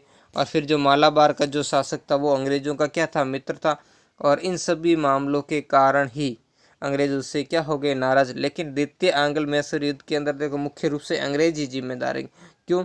क्योंकि अंग्रेज प्रथम जो आंग्ल मैसूर संघर्ष है उसमें जो अपनी हार, जो अंग्रेजों की अपमानजनक हार हुई थी, उस हार का क्या लेना चाहते थे, अंग्रेज अपना बदला लेना चाहते थे। और हैदर अली अंग्रेजों के गुंटूर पर अधिकार करने से नाराज था। इसके लिए क्या था, दोनों के बीच में संबंध भी कड़वे हो गए थे। ये गुंटूर क्षेत्र जो हैदराबाद का जो निजाम था उसने अंग्रेजों को दिया था लगान के बदले में, लेकिन अंग्रेजों ने न तो उससे पैसा दिया और उस गुंटूर पर क्या कर लिया, अधिकार कर लिया। तो इस तरीके से हैदर अली क्या हो गया था, इनसे अंग्रेजों से नाराज हो गया था। और इधर देखो अंग्रेज भी मद्रास की संधि का पालन नहीं किया। जब 1771 में हैदर अली पर मराठों ने क्या किया, आक्रमण किया, तब अंग्रेजों ने उसकी कोई सहायता नहीं की, बदले में निजाम को भी इस हैदर अली के विरुद्ध क्या हुआ था, भड़काया था। तो इस तरीके से दोनों के बीच में वापस संबंध कुटो हो गए थे। अतः हैदर अली ने निजाम और मराठों के साथ मिलकर अंग्रेजों के विरुद्ध युद्ध, यानी इस बार त्रिगुट का निर्माण किसने किया था, हैदर अली ने किया था। जुलाई 1780 में युद्ध प्रारंभ हो गया और हैदर अली को सफलता मिल रही थी, लेकिन 7 दिसंबर 1782 को इसकी क्या हो गई थी, मृत्यु। ये बहुत ही इस मैसूर साम्राज्य के लिए बहुत ही कष्टमय समय था कि जब इसकी निरंतर विजय हो रही थी और वापस जो प्रथम युद्ध के समय मद्रास की जो स्थिति थी उसकी पुनरावृत्ति होने जा रही थी। लेकिन इसी दरमियान हैदर की मृत्यु होगी और कार्यभार उसके पुत्र टीपू सुल्तान पर आ गया। लेकिन बहुत ही अच्छी बात इस समय ये हुई कि जब युद्ध चल रहा था तो युद्ध के मैदान के अंदर ही क्या हो गया, सत्ता का परिवर्तन हो गया। जबकि अंग्रेजों को इसकी जानकारी मिली तो बहुत ही खुश हुए, लेकिन जब उन्हें पता चला कि यहाँ वो जैसे बाकी शासकों के बीच में उत्तराधिकार संघर्ष करवा कर उन्हें तोड़ देते थे, वैसा यहाँ नहीं हुआ और उसके सभी अधिकारी और मंत्री टीपू के प्रति वफादार रहे थे। टीपू ने 1 वर्ष तक युद्ध जारी रखा और बहुत ही महत्वपूर्ण यहाँ युद्ध लड़ा। टीपू ने भी अंग्रेजों को पराजित किया और जो ब्रिगेडियर मैथ्यूज है उसको सेना सहित बंदी बना लिया था। लेकिन बाद में दोनों पक्षों ने युद्ध से परेशान होकर 11 मार्च 1784 को मैंगलोर की संधि कर ली और इस संधि के द्वारा दोनों ने एक दूसरे के विजित प्रदेश लौटा दिए। और अंग्रेजों ने मैसूर के मामले में क्या था, दखल नहीं देने का वचन दिया, लेकिन दखल दिया और ज़्यादा दिया। इस बात को उन्होंने कभी भी स्वीकार नहीं किया था। तो बहुत ही लंबा इस समय संघर्ष चला था। और यहाँ पर जब इस समय मद्रास का गवर्नर था जो मैकार्टनी, उसने इसके साथ में एक संधि भी की थी। कौन सी ये संधि थी, मैंगलोर की। जिस संधि के बारे में उस समय जो बंगाल का गवर्नर था वारेन हेस्टिंग्स ने कहा था कि लॉर्ड मैकार्टनी कैसा व्यक्ति, मैं अभी भी विश्वास करता हूँ कि संधि के बावजूद भी कर्नाटक खो देगा। तो इस तरीके से अंग्रेजों की इस दरमियान स्थिति बहुत ही कमजोर थी। अब देखेंगे तृतीय आंग्ल मैसूर संघर्ष, तीसरा। तृतीय आंग्ल मैसूर संघर्ष का कारण है अंग्रेज मैसूर का क्या करते थे, प्रभाव समाप्त करना चाहते थे। क्योंकि जो 2 युद्ध थे इसके अंदर उसको विजय प्राप्त नहीं हुई थी, अंग्रेजों को क्या हुई थी, निरंतर हार प्राप्त हुई थी। तो इस बात से वो शुद्ध थे। इसके अलावा जो यहाँ पर जो नया शासक बना था टीपू का, जो फ्रांसीसियों के साथ सहयोग बढ़ता ही जा रहा था, फ्रांसीसियों, ईरान के साथ, और इस तरीके के संबंधों के कारण क्या थे, अंग्रेज बड़े रुष्ट थे और वो जितना जल्दी हो सके इसे क्या करते थे, समाप्त करवाना चाहते थे। जो मैंगलोर की संधि हुई थी द्वितीय आंग्ल मैसूर युद्ध के समय, वो तो दोनों पक्षों की मजबूरी थी क्योंकि युद्ध बहुत ही लंबा चल गया था। और इस बार फिर मैसूर के प्रभाव को कम करने के लिए क्या किया था, अंग्रेजों ने फिर एक गुट का निर्माण करवाया था। इस बार अंग्रेजों ने फिर निजाम और मराठों को अपने पक्ष में कर लिया था। दूसरी ओर टीपू मालाबार की सुरक्षा हेतु कोचीन स्थित दुर्ग था क्रांगनूर और आईकोट को खरीदना चाहता था, लेकिन ये इसे खरीद, क्योंकि इसमें जो 1759 में बेदरा का युद्ध हुआ था, उस युद्ध के बाद में क्या हो गई थी, डचों की स्थिति कमजोर हो गई थी और डच भारत से जा रहे थे, इस कारण अपनी बस्तियां बेच रहे थे। और जिस इन 10 दुर्गों को ये खरीदना चाहता था टीपू सुल्तान, लेकिन अंग्रेज समर्थित जो ट्रावनकोर का राजा था उसने इसे खरीदकर टीपू को क्या कर दिया, नाराज कर दिया। इस समय अंग्रेज तो युद्ध का बहाना ही चाह रहे थे कि कैसे भी करके दोस्त उन पर नहर लगे और टीपू युद्ध की शुरुआत करे। वो तो अंग्रेज बड़े तैयार ही बैठे थे। तो इसी समय टीपू ने इस पर आक्रमण करके अंग्रेजों को वो मौका भी दे दिया था। तो ये तत्कालीन युद्ध का कारण यही बना था। तो अप्रैल 1790 ईस्वी में टीपू ने त्रावणकोर पर क्या कर दिया, आक्रमण कर दिया। तो कॉर्नवालिस से एक विशाल सेना के साथ में मैसूर राज्य पर क्या कर दिया, आक्रमण कर दिया। इसी के साथ तीसरा जो आंग्ल मैसूर युद्ध प्रारंभ हो गया। हालांकि टीपू ने वीरतापूर्ण मुकाबला किया, लेकिन अंत में 23 फरवरी 1792 में कौन सी संधि हुई थी, श्रीरंगपट्टनम की संधि इसे अंग्रेजों के साथ में करनी पड़ी थी, क्योंकि टीपू अधिक समय तक ये संघर्ष नहीं कर सका और इस युद्ध में उसकी स्थिति कमज़ोर हो गई थी। क्यों? क्योंकि अंग्रेज़ों ने उससे क्या कर लिया था, काफ़ी सारे उसके क्षेत्र भी तोड़ लिए थे, उसके समर्थकों को भी क्या कर लिया था, अपनी ओर मिला लिया था। इस तरीके से इस संघर्ष के अंदर जो निर्णायक तरीके से इसकी हार हुई थी और अंत में जो इस संधि हुई थी, इस संधि की शर्तें बहुत ही कड़ी थी, जिसे अंग्रेज़ों ने क्या किया था, अपने हिसाब से निश्चित किया था। संधि से मैसूर का आधा भाग चला गया, यानी आधा भाग अंग्रेज़ों ने ले लिया और युद्ध क्षति के रूप में इसको क्या लेना, 3 करोड़ रुपए की राशि अंग्रेजों को देनी पड़ी थी। और अपने 2 पुत्रों को, यानी जब तक ये 3 करोड़ रुपए की राशि अंग्रेजों को नहीं देंगे तब तक इसके 2 पुत्र मोइनुद्दीन और अब्दुल खालिद अंग्रेजों के पास रखने होंगे। तो इस तरीके से ये संधि बहुत ही टीपू के लिए अपमानजनक थी। हालांकि मराठे इसमें थे लेकिन प्रत्यक्ष नहीं थे, फिर भी अंग्रेज़ों ने मराठों को कुछ क्षेत्र दिया और बाकी जो निजाम था उसको भी कुछ क्षेत्र के, सबको अच्छी तरीके से खुश कर दिया। और इस युद्ध के बाद एक उक्ति है, कॉर्नवालिस ने बहुत ही अच्छा कहा था इस युद्ध बंद कि हमने अपने शत्रु को प्रभावशाली ढंग से पंगु बना दिया था, अपने साथियों को भी शक्तिशाली नहीं बनने दिया। यानी जो टीपू था उसको तो इसने क्या कर दिया, पंगु यानी कमज़ोर बना दिया, और जो इनके साथी कौन थे, निजाम और मराठा, उनको भी क्या हुआ, उन्होंने शक्तिशाली नहीं बनने दिया। यानी बुद्धिमत्तापूर्ण तरीके से इन्होंने क्या किया था, कार्य किया था। अब देखेंगे चतुर्थ आंग्ल मैसूर संघर्ष। तो देखो हैदराबाद के बाद में जो दक्षिण के अंदर सबसे मजबूत राज्य, दक्षिण क्या उस समय जो ब्रिटिश कालीन सबसे मजबूत राज्य हम कह सकते हैं मैसूर है, जिसने 4 युद्ध लड़े। बाकी तो सभी कम युद्धों में समाप्त हो गए, लेकिन इसने अंग्रेज़ों के 4 युद्ध लड़े और 2 युद्धों में बहुत ही निर्णायक इसकी अंग्रेज़ों के प्रति विजय रही थी। 1798 में ईस्ट इंडिया कंपनी का गवर्नर जनरल बनकर लॉर्ड वेलेस्ली, वही जो सहायक संधि प्रथा लेकर आया था, लॉर्ड वेलेस्ली आया। वेलेस्ली एक साम्राज्यवादी गवर्नर था, यानी वो भारत के अंदर ब्रिटिश साम्राज्य का विस्तार करना चाहता था। अब वो कोई अलग नहीं रखना चाहता था, कोई रियासत वगैरह नहीं, अब सीधा ब्रिटिश साम्राज्य को बढ़ाया जाए। उसने निश्चय किया कि टीपू को पूर्णतया समाप्त कर दिया जाए अथवा उसे पूर्णतया अपने अधीन कर लिया जाए। इस उद्देश्य की पूर्ति के लिए वेलेस्ली ने सहायक संधि करने का सहारा लिया, यानी जो भारतीय राज्य है उनके साथ में इसने क्या कर दिया, सहायक संधि करके उन्हें अपने पक्ष में मिला लिया। इस सहायक संधि के बारे में आपको अच्छी तरीके से पढ़ना है, तो मैंने कक्षा 12 के अंदर जो डाला हुआ वीडियोस उसमें आप देख ले अच्छे तरीके से।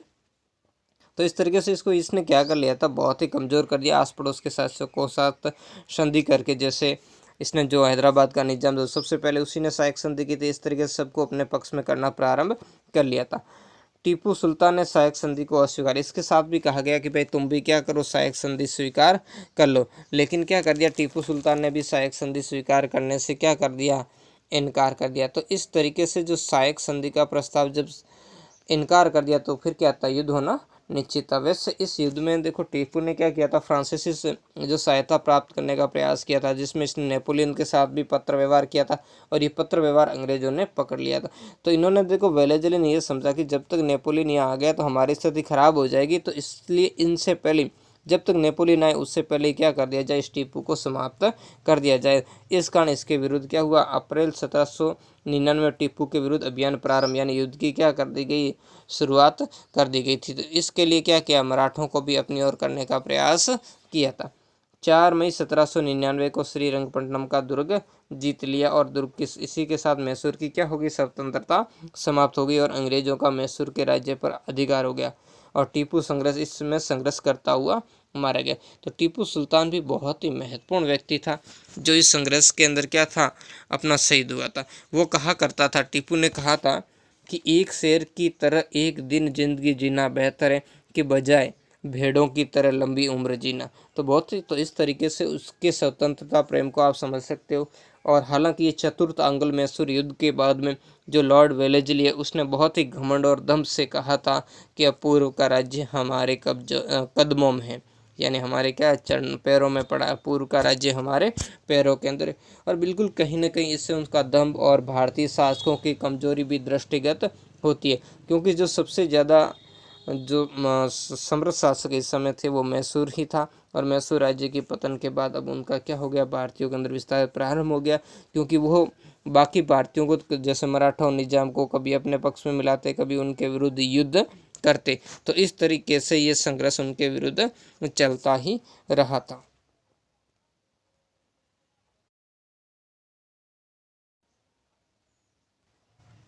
अब नेक्स्ट हम देखेंगे अंग्रेजों का पंजाब के साथ संघर्ष।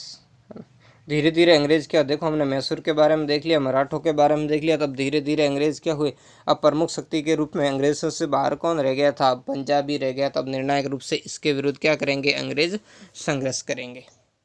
तो अफगानिस्तान के शासक ने रणजीत सिंह को पंजाब का गवर्नर बनाया था। ये कौन था अफगानिस्तान का शासक, देखो अफगान शासक था जैसे अहमद शाह अब्दाली, उसका पोता था अपने जमान शाह। तो जमान शाह जो कि काबुल का शासक था, उसने क्या किया था, इस क्षेत्र के अंदर आक्रमण किया था, पंजाब वाले क्षेत्र में उन्होंने क्या किया था, आक्रमण किया था।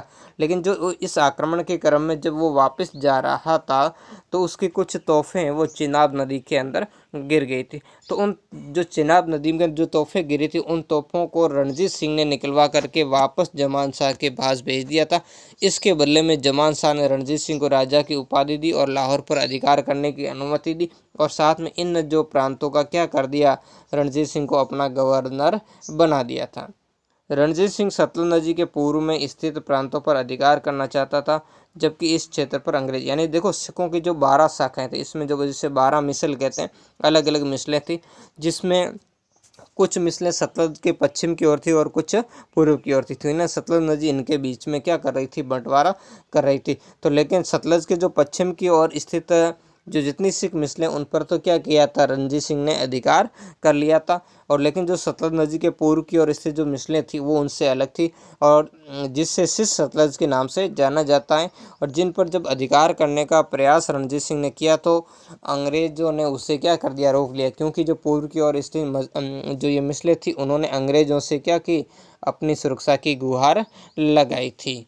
हालांकि रणजीत सिंह ने इन पर आक्रमण करके जैसे फरीदकोट है, मलेरकोटला है आदि, अंबाला आदि जीत लिया था, लेकिन बाद में क्या हुआ, अंग्रेजी दबाव के कारण रणजीत सिंह को क्या किया, अंग्रेजों से एक जो अमृतसर की संधि 1809 में करनी पड़ी थी।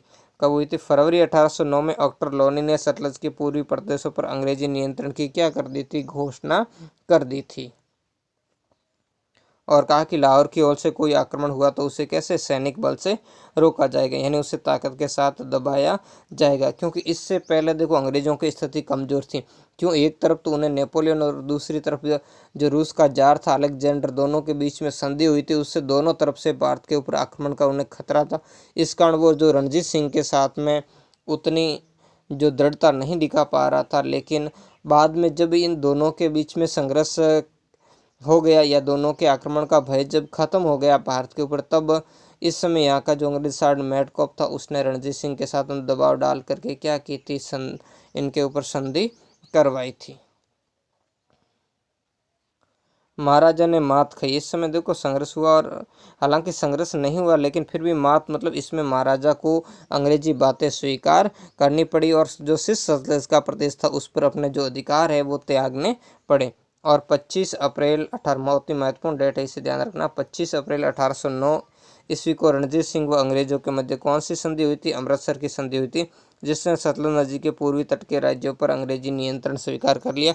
तो ये मात ऐसे खाई क्योंकि इससे जो रणजीत सिंह है उसकी क्या हो गई थी, जो अंग्रेजों के सामने रणजीत सिंह की क्या हो गई थी, कमजोरी दृष्टिगत हो गई थी।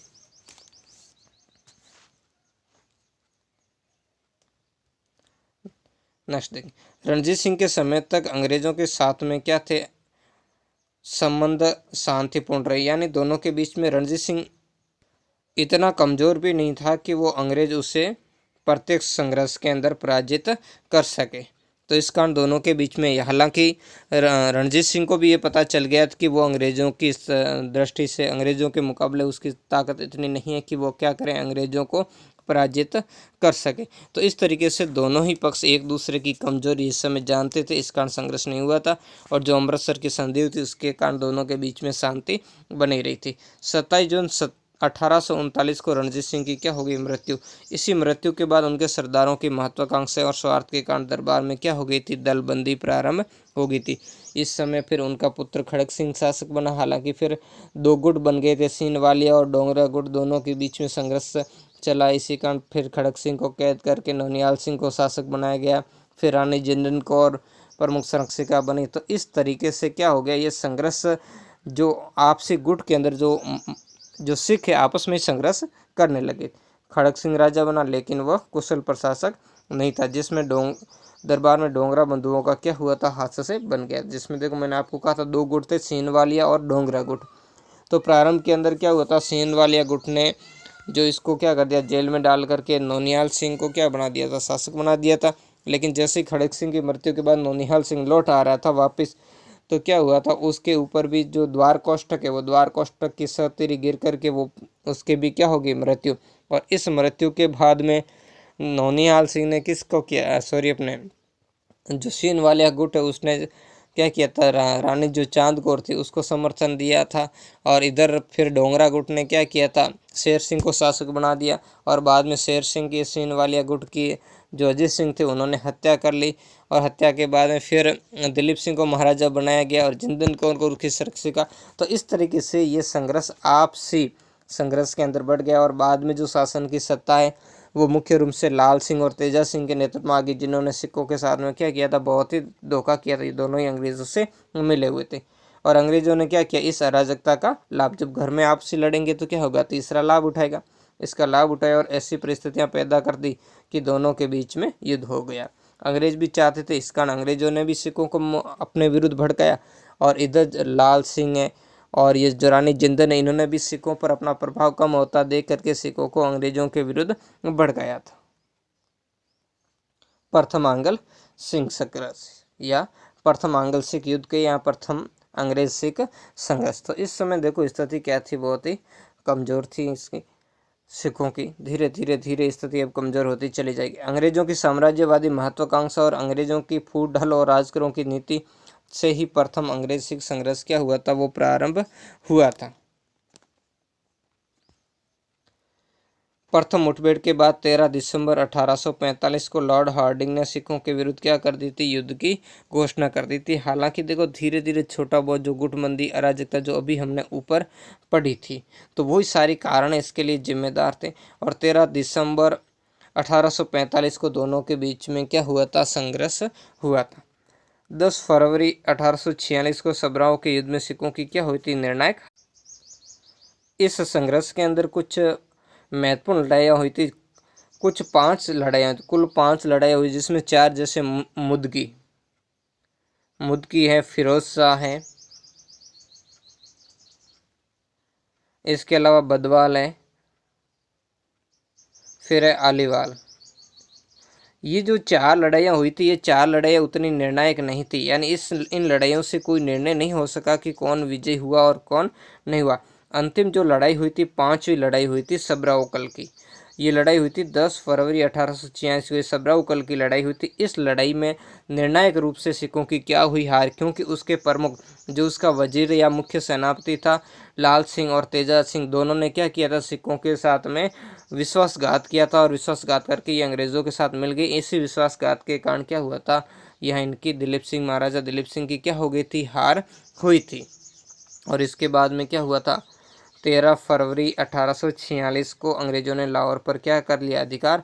और 1 मार्च 1846 को लाहौर की संधि संपन्न हुई थी। तो 1 मार्च 1846 को लाहौर की संधि, ध्यान रखना। इस युद्ध के बाद 2 संधि होगी, एक लाहौर की संधि और एक भैरववाल की संधि। अब देखो लाहौर की संधि में शर्तें क्या थी, जिसमें जालंधर दोहा अंग्रेजी राज्य में मिला लिया गया। कौन सा? जालंधर का जो दोहाब का क्षेत्र है वो अंग्रेजी राज्य के अंदर सम्मिलित कर लिया गया था।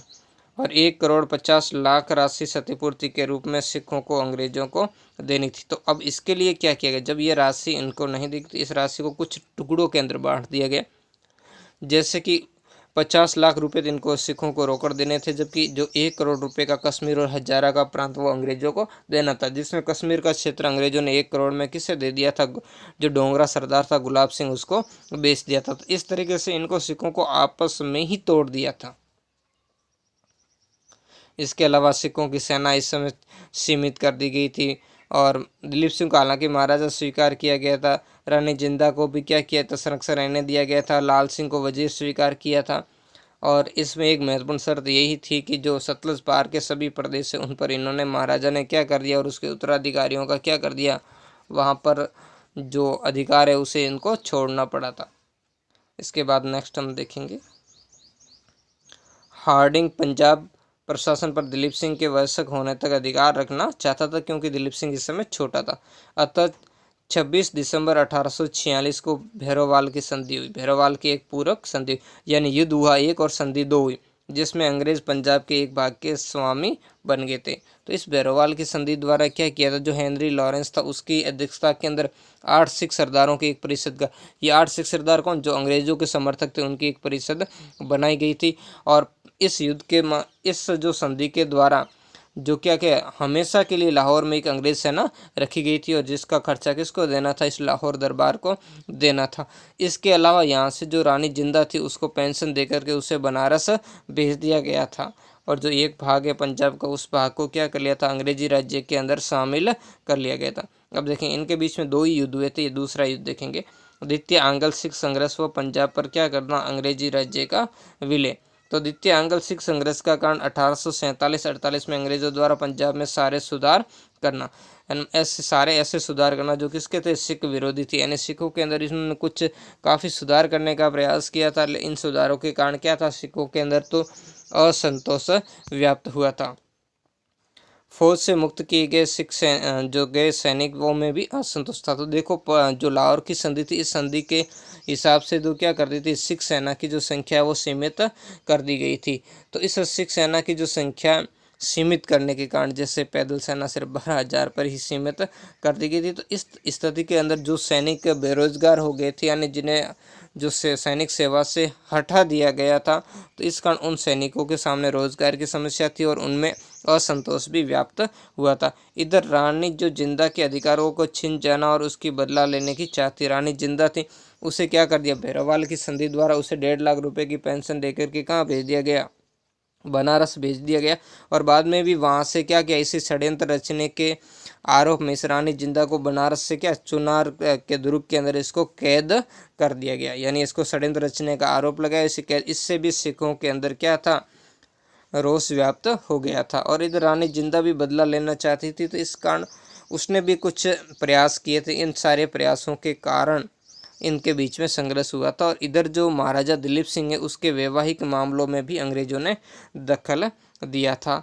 और वो और भी बहुत सारे कारण थे, और मुख्य कारण ये है कि रेजिडेंट का अत्यधिक जो प्रशासन के अंदर आंतरिक हस्तक्षेप बढ़ गया था। जैसे मैंने अभी आपको बताया, जैसे महाराजा के वैवाहिक मामलों में भी ये हस्तक्षेप प्रारंभ कर दिया। और डलहौजी की पंजाब को अंग्रेज, इस समय जो मुख्य रूप से डॉक्ट्रिन ऑफ लेफ्ट वाला, यानी साम्राज्यवादी, वेलेजली से भी ज़्यादा साम्राज्यवादी चाहत वाला गवर्नर लॉर्ड डलहौजी भारत का गवर्नर बनकर आया था, और इसी के द्वारा यह संघर्ष प्रारंभ हुआ था। और जो मुख्य रूप से संघर्ष का जो कारण था वो था मुल्तान का जो गवर्नर था मूलराज। तो मूलराज को क्या किया था? अंग्रेजों ने जो प्रशासन पर नियंत्रण कर दिया, तो उन्हें क्या किया था? एक खास रकम देने का उसे आदेश दिया, जिससे मूलराज सहमत नहीं था। इस कारण मूलराज को हटा दिया गया था मुल्तान के गवर्नर पद के कारण, और वहाँ अंग्रेजों ने अपना क्या कर लिया? अपने अधिकारी नियुक्त कर दिए थे। इसी से वहाँ की जनता ने क्या कर दिया था? विद्रोह कर दिया था। और यही मुल्तान का विद्रोह ही इस संघर्ष का मुख्य रूप से क्या बना था? कारण बना था। तो 10 अक्टूबर 1848 को गवर्नर जनरल डलहौजी ने सिखों के साथ अंतिम युद्ध करने की क्या कर दी थी? घोषणा कर दी थी। जब इधर मुल्तान के अंदर जो विद्रोह की खबर आई थी, तब इसने घोषणा भी की थी लॉर्ड डलहौजी ने कि यदि सिख युद्ध चाहते हैं तो हम उसे विश्वास दिलाते हैं कि हम उनसे युद्ध अवश्य करेंगे। तो इस कथन से सिद्ध होता है कि वो युद्ध के लिए तो अंग्रेज तैयार ही बैठे थे, वो किसी मौके की ही तलाश में थे।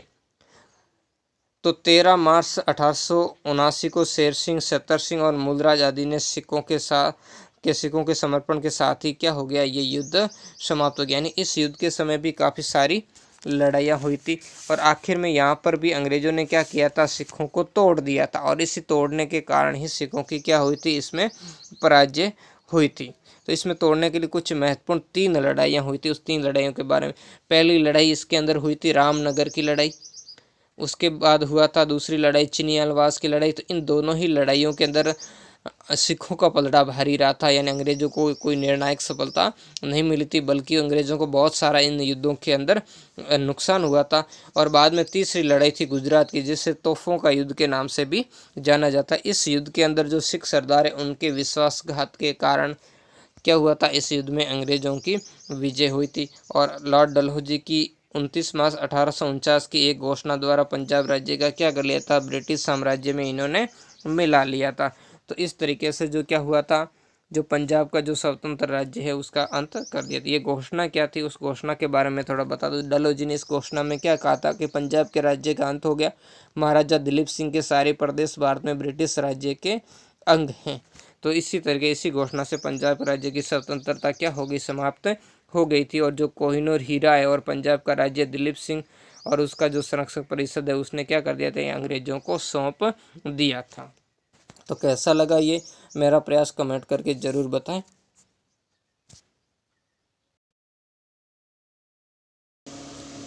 अब देखेंगे 1857 की क्रांति, इसके बारे में हम अध्ययन करेंगे। तो 1857 ईस्वी से पूर्व लगातार 100 वर्षों तक ईस्ट इंडिया कंपनी को भारत के प्रांतीय राज्यों, देशी रियासतों, किसानों, जनजातियों आदि के प्रतिरोध यानी उनके विरोध का सामना करना पड़ा था। अब देखो हुआ क्या था, जो प्लासी का युद्ध हुआ था 1757 से, उससे 100 साल हो गए, 1857। तो प्लासी के युद्ध के बाद अंग्रेजों ने जो भारत का जो राजनीतिक अधिकार, वो इस पर भारत पर उन्होंने अपना राजनीतिक अधिकार कर लिया और अंग्रेजों ने अपने साम्राज्य विस्तार के साथ साथ में जो आर्थिक शोषण है, उसकी जो घृणित नीति है, इससे क्या कर दिया, जो भारतीय समाज है उसके हर वर्ग को अपने रुष्ट कर दिया उन्होंने। इस कारण सबके अंदर अंग्रेजों के प्रति क्या हो गया था, असंतोष भड़क उठा था और इसी असंतोष का जो प्रचंड वेग है वो 1857 की क्रांति के रूप में सामने आया था। 1857 ईस्वी में अंग्रेजों को पहली बार भारतीयों के संगठित विरोध का सामना करना पड़ा था, क्योंकि धीरे धीरे ये जो चिंगारी वो जल रही थी, धीरे धीरे एक विस्फोट का बाद में 1857 ने तो उसमें क्या किया था, एक विस्फोट का रूप धारण कर दिया था। लेकिन अंग्रेजों ने इसे कूटनीति और आपसी फूट का लाभ उठा करके इस प्रतिरोध को क्या कर लिया, विफल। यानी अंग्रेजों ने कूटनीति से जो देसी रजवाड़े थे इनको अपनी ओर मिला लिया था। इसी प्रकार उन्होंने सिखों और अन्य हिंदू मुसलमान आदि के अंदर क्या कर लिया था, झगड़ा पैदा करके भी, इनमें फूट डाल करके भी इन आंदोलन को विफल कर दिया। इसके अलावा भारतीयों के अंदर क्या था, एकता नहीं थी, सबके अपने अपने अलग अलग से थे और विशेषकर देसी रियासतों इन क्रांतिकारियों का सहयोग नहीं दिया था। परंतु इनको अपनी नीति में परिवर्तन फिर भी अंग्रेजों को अपनी नीति में बदलना पड़ा, ताकि आगे चल करके उन्होंने क्या किया, फूट डालो और राजगृह की नीति को प्रारंभ किया था। यानी ये एक सैन्य विद्रोह है, इसका स्वरूप हम अभी देखेंगे आगे। तो इसके जो स्वरूप को लेकर के विद्वानों में मतभेद है, यानी अलग अलग बातें करते हैं। जैसे अंग्रेजी और यूरोपीय इतिहासकार इसे क्या कहते हैं, सिपाही विद्रोह और सामंती प्रतिक्रिया अथवा मुस्लिम षड्यंत्र ही बताते हैं, जबकि भारतीय इतिहास और विद्वानों का मानना है कि ये सैनिक असंतोष से प्रारंभ होकर शीघ्र ही इस संघर्ष ने पहले जन विद्रोह के रूप में व्यापकता प्राप्त की थी। तो देखो ऐसी अलग अलग बातें, इन बातों के बारे में हम डिस्कस करेंगे, क्योंकि सबकी अलग है। देखो अपनी बात कोई भी आगे रखेगा, तो जो अंग्रेजी इतिहासकार थे या अन्य यूरोपीय इतिहासकार थे, उन्होंने अपनी श्रेष्ठता स्थापित करने के लिए इन सारी बातों का प्रचार किया और इन की पोल को खोल करके भारतीय जो इतिहासकार थे उन्होंने सामने रखा था कि अंग्रेज़ों की ये बात क्या थी, क्रांति के स्वरूप की जो झूठी बातें थी। तो इन जो अलग अलग मत हैं, इन मतों के दृष्टिगत रखते हुए हम देखें इस संघर्ष में राष्ट्रीय विद्रोह एवं स्वतंत्रता संग्राम का रूप लिया। जैसे सुरेंद्र नाथ सेन, जो इसमें क्या थे, सरकारी इतिहासकार थे, SN सेन ने लिखा कि ये युद्ध धर्म के नाम पर प्रारंभ हुआ था और स्वतंत्रता संग्राम में जाकर के क्या हुआ था, ये समाप्त हुआ था। कैसे हुआ था कि धर्म के रूप में प्रारंभ, धर्म युद्ध के रूप में प्रारंभ हुआ था और बाद में स्वतंत्रता संग्राम के रूप में जाकर के ख़त्म हो गया। डॉक्टर विनायक दामोदर सामग्री, ये महत्वपूर्ण है। इन्होंने अपनी पुस्तक थी भारत का स्वातंत्र्य समर यानी इंडियन वॉर ऑफ इंडिपेंडेंस, या इसे कहते हैं वॉर ऑफ इंडियन इंडिपेंडेंस। इस पुस्तक के अंदर इसे भारत का पहला स्वतंत्रता संग्राम बनाया था। यानी इनमें क्या हो गए, दो मत हो गए, जिसमें से एक हमने देखा यूरोपीय विद्वानों में, जिसमें उन्होंने जैसे सैनिक विद्रोह, जैसे जॉन लॉरेंस है, जॉन सीले है, उन्होंने क्या किया था, ऐसे इससे सैनिक विद्रोह बने। उनके साथ में कुछ भारतीय भी सम्मिलित हो गए, जैसे दुर्गादास बंदोपाध्याय हैं, सर सैयद अहमद खां, उन्होंने इसको सैनिक विद्रोह का नाम दिया। जबकि मुस्लिम प्रतिक्रिया का स्वरूप इसे बताया था, ये भी वहाँ के पाश्चात्य थे, सर जेम्स आउटर और डब्ल्यू टेलर। इन्होंने इससे क्या किया था, मुस्लिम प्रतिक्रिया का मुख्य कारण बताया था, यानी मुस्लिम षड्यंत्र का कारण इसे बताया था। वैसे ही कुछ लोग थे जिन्होंने इसे क्या किया था, जन क्रांति का रूप भी कहा था। इसमें कुछ पाश्चात्य इतिहासकार थे जैसे सर जे कोई है, WS रसेल है, मॉलिसन है, जॉन ब्रूस नॉर्टन है आदि। जबकि कुछ ने इसको क्या किया था, किसान विद्रोह की संज्ञा दी थी। तो इस तरीके से अलग अलग मत सबने व्यक्त किए थे। तो कईयों ने जैसे राष्ट्रीय विद्रोह की भी संज्ञा दी थी, उसमें मुख्य रूप से विशेषकर थे इंग्लैंड के बेंजामिन डिज़रेली है, इसके अलावा जो डॉक्टर सत्याराय है, ऐसे मुख्य जो लोग थे, जिसमें VD सावरकर भी सम्मिलित थे। इन्होंने इसे राष्ट्रीय विद्रोह, लेकिन बाद के अंदर चल कर के इसको क्या कहा गया कि भारत का प्रथम यानी भारत का पहला स्वतंत्रता संग्राम इसे कहा गया, जिससे प्रमुख रूप से देने का कार्य था डॉक्टर विनायक दामोदर सावरकर को। इसके अलावा और भी जैसे RC मंजूमदार है, पंडित जवाहरलाल नेहरू है, ताराचंद विश्वेश्वर है, SR चौधरी है आदि ने भी इसे क्या किया, स्वतंत्रता संग्राम ही माना था।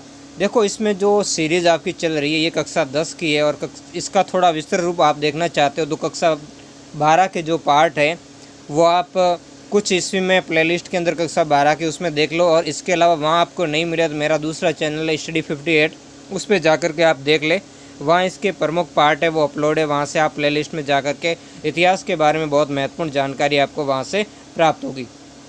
अब देखेंगे स्वतंत्रता संघर्ष के कारण। तो प्रमुख कारण क्या थे इसके, तो इसमें से देखो अंग्रेज़ों की आर्थिक नीति है, लॉर्ड डलहौजी के हड़प का सिद्धांत है, अंग्रेज़ों की जो साम्राज्य विस्तार की नीति है, सामाजिक और सैनिक कारण है। तो ये महत्वपूर्ण रूप से इनके कारणों के अंदर दृष्टिगत है। अब देखो इनमें क्या है, इनके बारे में थोड़ा बात करेंगे कि जैसे आर्थिक कारणों के अंदर क्या है और बाकी कारणों में क्या है। तो देखो आर्थिक कारणों में जैसे छोटा सा कुछ पॉइंट पर मैं बात करूँगा और पॉइंटों में देख, तो अंग्रेज़ों की आर्थिक शोषण की नीति पर आधारित जो उनकी भू राजस्व व्यवस्था थी, इस कारण भारतीयों के अंदर क्या था, हर वर्ग के अंदर, किसानों के अंदर, जमींदारों के अंदर, सबके अंदर असंतोष की भावना थी। इसके अलावा सरकार द्वारा ब्रिटिश अधिकारियों एवं उद्योगपतियों के पक्ष में नीति अपनाई गई थी, उनके पक्ष में ही आर्थिक नीति का निर्माण किया गया था। इससे भारतीय लोगों को, चाहे भारतीय व्यापारियों, उद्योगपतियों या आम जनता, तो उसको क्या होता था, नुकसान उठाना पड़ता था। इसके अलावा जो प्रशासन के निचले स्तर पर व्याप्त भ्रष्टाचार था, इस भ्रष्टाचार से क्या होता था, जो निम्न वर्ग की स्थिति कमज़ोर होती जा रही थी और वो इन अंग्रेज़ों के अत्याचार और शोषण का शिकार बनता जा रहा था। और अगला देखेंगे लॉर्ड डलहौजी का जो हड़प का सिद्धांत, जो हमने इसी से पहले आगे ही देखा है, जो लॉर्ड डलहौजी की हड़प की नीति थी। तो इस नीति के द्वारा उन्होंने अपने 8 साल के काल में जो 8 भारतीय राज्यों को क्या कर लिया था, हड़प लिया था, यानी अंग्रेज़ी साम्राज्य के अंदर अनैतिक तरीके से इन्होंने सम्मिलित कर दिया। कुछ पर जो गौड़ निषेध संधि के माध्यम से आरोप लगाकर किया, तो कईयों पर जैसे वो नहीं बैठा सेड, तो उसमें भ्रष्टाचार या कुशासन का आरोप लगा करके भी उनके राज्य हड़प लिए गए थे। तो इस तरीके से कई ब्रिटिश साम्राज्य में भारतीय राज्यों का विलय कर दिया। इसके अलावा भी जैसे अंग्रेज़ों की विस्तारवादी नीति में जैसे लॉर्ड डलहौजी की नीति, इसके अलावा जो वेलेजले की सहायक संधि है, ये भी इसके अंदर महत्वपूर्ण रूप से जिम्मेदार, जिनसे अब क्या हुआ था, इसका लक्ष्य था अंग्रेजी साम्राज्य का क्या करना था, विस्तार करना था। इसके अलावा इन्होंने जो ब्रिटिश संरक्षण में रह रहे मुगल बादशाह बहादुर शाह द्वितीय जफर के साथ भी इन्होंने अपमानजनक व्यवहार किया। इसके बाद हम देखेंगे सामाजिक, धार्मिक और सैनिक कारण। तो इसके लिए बहुत ही महत्वपूर्ण कारणों के अंदर थे। देखो धार्मिक कारण और सामाजिक के अंदर भी आप जब देखोगे तो इनकी बातें आप सबको, वैसे सबको इसके बारे में ये पार्ट ऐसा है कि काफ़ी कुछ चीज़ें कॉमन है जो आप सबको पता। सबसे पहले हम सामाजिक और धार्मिक इसकी बात करेंगे, फिर हम सैनिक कारणों की बात करेंगे। तो देखो, सरकार द्वारा तत्कालीन जो रूढ़िवादी भारतीय समाज में सती प्रथा है, शिशुवध प्रथा पर प्रतिबंध लगाने से भी भारतीयों को क्या लगा कि अंग्रेज हमारे क्या है, हमारे सामाजिक ताने बाने में और हमारे धार्मिक मामलों के अंदर हस्तक्षेप कर रहे हैं। यानी अंग्रेज क्या कर रहे हैं, हमारा जो धर्म है वो धर्म नष्ट करना चाहते हैं। इसके अलावा विधवा विवाह को प्रोत्साहन है। अंग्रेजों द्वारा सब समव्य को क्या माना श्रेष्ठ और भारतीयों को हेय दृष्टि से देखना था। इसके लिए अंग्रेजों का व्यवहार ये क्या था, भारतीयों के प्रति हेय का मतलब घृणा की दृष्टि से ये देखते थे, बहुत ही अपमानजनक ये व्यवहार करते थे। रेलवे की प्रथम श्रेणी में भारतीयों के लिए क्या थी, यात्रा वर्जित थी। अंग्रेजों के साथ भारतीय किसी प्रकार के जो सामाजिक समारोह है उसमें भाग नहीं ले सकते थे। यूरोपीय जो व्यवसायी और द्वारा जो संचालित होटलें और क्लब थी उनमें भारतीयों का प्रवेश वर्जित था। उन पर लिखा होता था कि Indians and dogs are not allowed. इसके अलावा अंग्रेज जब सड़क से गुजरते थे तो हर भारतीय को मजबूर करते थे, चाहे उसका पद और स्थिति कैसी भी हो, वो झुक कर के अंग्रेज़ों को सलाम करे और तब तक झुक कर खड़ा रह जाए, तब तक अंग्रेज़ वहाँ से नहीं गुजर जाए। तो ऐसी काफ़ी सारी नीतियाँ थी। इसके अलावा सरकार ने जो ईसाई मिस्त्रियों को क्या दिया था, संरक्षण दिया था और मंदिरों और मस्जिदों पर उन्होंने टैक्स लगाया था। तो इस तरीके से सामाजिक और धार्मिक दोनों ही मामलों के अंदर अंग्रेज़ों ने भारतीयों को क्या कर दिया था, रुष्ट कर दिया था। इसकी बात मैं एक वाक्य द्वारा कहूँगा। जो कंपनी के निदेशन मंडल का जो प्रधान था मैगलीज, उसने जो इंग्लैंड के अंदर जो संसद है हाउस ऑफ कॉमन्स, उसमें एक वक्तव्य दिया था। इस वक्तव्य से आपकी उसकी धार्मिक बात सिद्ध हो जाएगी। उसने कहा था कि गॉड ने हिंदुस्तान के विशाल साम्राज्य को इंग्लैंड को इसलिए सौंपा है ताकि ईसाई धर्म का झंडा हिंदुस्तान के एक कोने से दूसरे कोने तक सफलतापूर्वक लहराता रहे। तो इन सारी बातों से क्या हुआ, भारतीयों के अंदर अंग्रेजों के प्रति शंका हुई और उन्हें माना कि अंग्रेज हमारी धर्म और संस्कृति को क्या करना चाहते हैं, नष्ट। अब देखेंगे सैनिक कारण के अंदर, ये इसने तत्कालिक कारणों के अंदर इस सैनिक कारण ने ही अपनी क्या थी भूमिका निभाई थी। तो इसमें क्या करते थे, अंग्रेज भारतीय सैनिकों को अंग्रेज सैनिकों के मुकाबले कम वेतन देते थे। इसके अलावा पदोन्नति में भी भारतीय सैनिकों के साथ में क्या करते थे, भेदभाव करते थे। यानी भारतीय सैनिकों को प्रमोशन प्रदान नहीं किया जाता था। अधिक से अधिक भारतीय कहाँ तक जाएंगे, यानी सूबेदार से ऊपर की पोस्ट उन्हें प्रदान नहीं की जाती थी। तो इस तरीके से क्या करते थे, वो भेदभाव किया करते थे सैनिक के साथ। नए कानून द्वारा सिपाहियों को जाति और पद संबंधी जो चिन्ह था, जैसे भारतीय सैनिक क्या लगते थे, टीका है, चंदन है, पगड़ी है, दाढ़ी आदि रखते थे, तो उस पर क्या अंग्रेजों ने रोक लगा दी। यानी अपने यूरोपीय नियम कानून कायदे सेनाओं के अंदर लागू किए और वैसा ही भारतीय सिपाहियों पर भी लागू कर दिया। तो इन सभी बातों से सैनिक असंतोष भी क्या हो गया था, व्याप्त हो गया था। और अंतिम कांड तो आप सभी जानते ही हैं, और अंतिम कांड वो क्या था वो आगे हम देखेंगे। स्वतंत्रता संघर्ष का प्रारंभ और पश्चात सैनिकों के चर्बी वाले कारतूस, ये तत्कालीन कारण था। तत्कालीन कारण था क्रांति का चर्बी वाले कारतूसों का प्रयोग। अब देखो, चर्बी वाले कारतूस क्या थे, ये आप सबको जानना बहुत ही ज़रूरी है। तो देखो क्या हुआ था, अंग्रेज़ों ने जो क्या थी, पुरानी जो एक बंदूक थी, जो लोहे की बंदूक होती थी ब्राउन बेस, उसके स्थान पर जो नई है एनफील्ड राइफल, उस राइफल का क्या किया था, प्रयोग किया था। उस एनफील्ड राइफल्स के अंदर जो कारतूस लगता था, वो कारतूस के ऊपर जो कवर लगा होता था, उस कवर को मुंह से काटना पड़ता था। तो इसके बाद में इस जो कारतूस का ऊपर का जो खोल बनाया था, उस खोल के अंदर गाय और चूअर की चर्बी लगी हुई थी। हालांकि प्रारंभ में ये अफवाह के रूप में फैली, लेकिन बाद में जांच की तो ये जांच सत्य भी निकली थी। कई अंग्रेज़ों ने भी इसे क्या किया था, स्वीकार किया था कि हाँ इसमें क्या है, गाय और सूअर की चर्बी लगी हुई। तो इससे क्या हो गया था, हिंदू और मुसलमान दोनों को ही अंग्रेज़ों के क्या कर लिया था, विरुद्ध कर लिया था। जिसमें देखो कौन थे, जॉन केई और जो लॉर्ड रॉबर्टसन, उन्होंने इस सत्य को क्या किया था, स्वीकार किया था कि इसमें गाय और चूअर की चर्बी लगी हुई है। सूअर मुसलमानों के लिए पवित्र था तो गाय हिंदुओं के लिए पवित्र थी।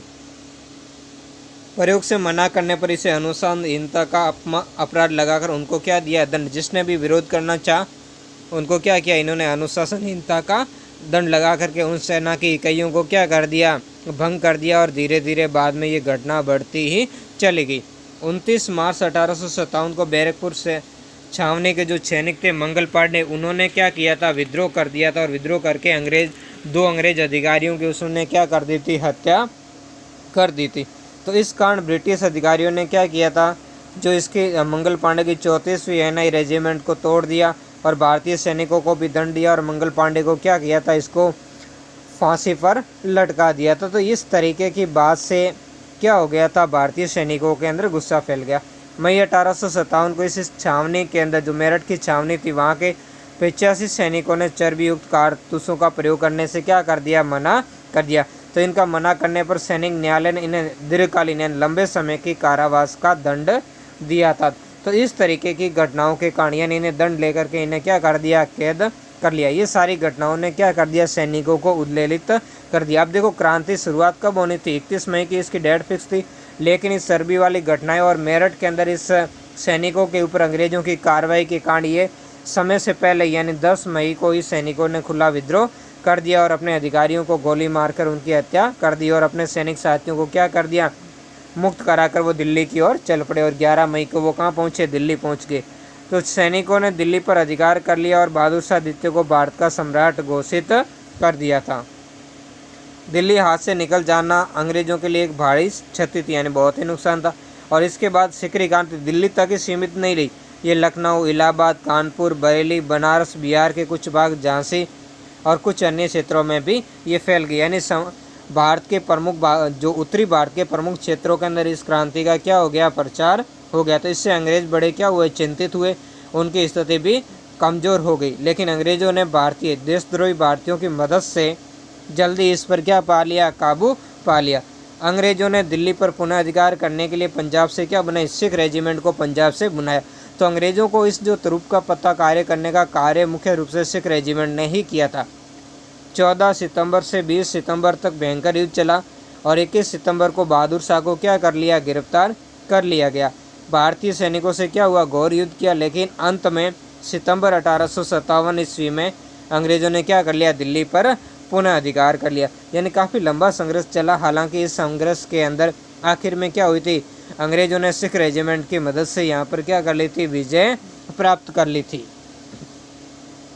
तो इस युद्ध में अंग्रेज अधिकारी जॉन निकलसन मारा गया। यहाँ ध्यान रखना, यहाँ 2 अंग्रेज अधिकारी थे, जिसमें फिर हडसन ने क्या कर लिया, इस सम्राट को, जो मुगल सम्राट थे, उसको हडसन ने बंदी बना लिया। कहाँ से बंदी बनाया था इनको, जो हुमायूं का मकबरा था, हुमायूं के मकबरे से इनको गिरफ्तार कर लिया गया और दिल्ली के निवासियों से इसका प्रतिशोध लिया गया। दिल्ली के अंदर क्या किया गया था, इसके कारण कत्लेआम किया गया था। लेफ्टिनेंट हडसन ने सम्राट के 2 पुत्रों और 1 पोते को क्या कर दी थी, गोली मारकर इसके सामने ही क्या कर दी थी, हत्या कर दी थी।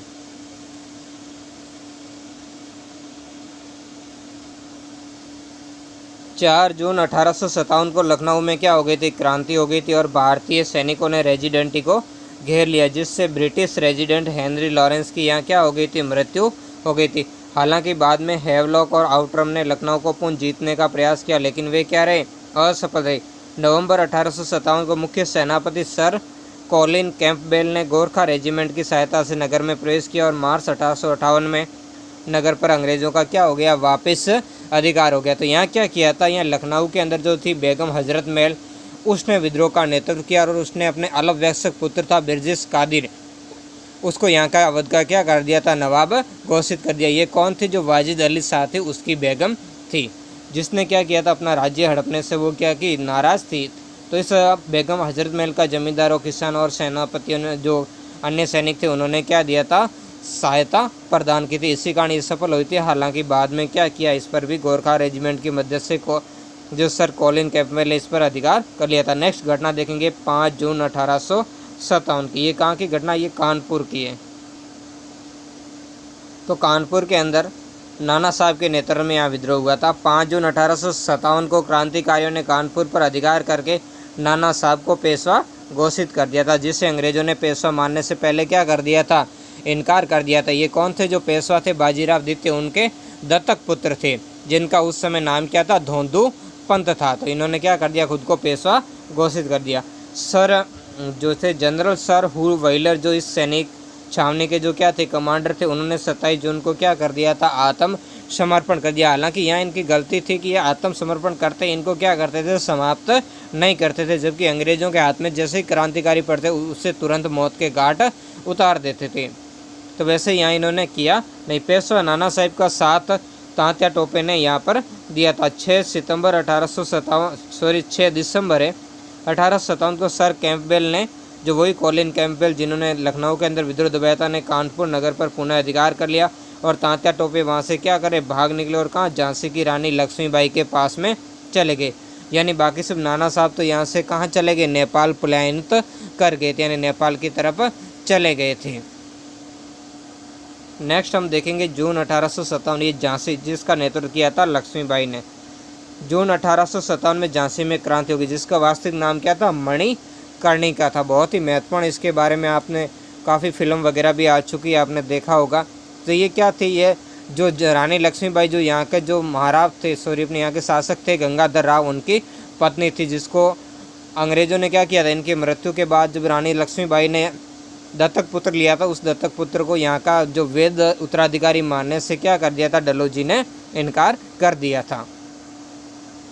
तो रानी लक्ष्मीबाई ने को रियासत का शासक घोषित कर दिया और सर हुरोज ने झांसी पर क्या कर दिया, आक्रमण करके अप्रैल 1858 में पुनः इस पर अधिकार। हालांकि यहाँ बहुत ही भयंकर संघर्ष चला था और अंग्रेज़ों को भी मानना पड़ा। और अंग्रेज़ों ने जहाँ तक जो सर हुरोज थे, इन्होंने कहा भी था जब झांसी की रानी लक्ष्मीबाई की मृत्यु पर कि क्रांतिकारियों में यही एकमात्र क्या थी, मर्द थी, यानी उसकी वीरता से वो इतने प्रभावित हुए थे।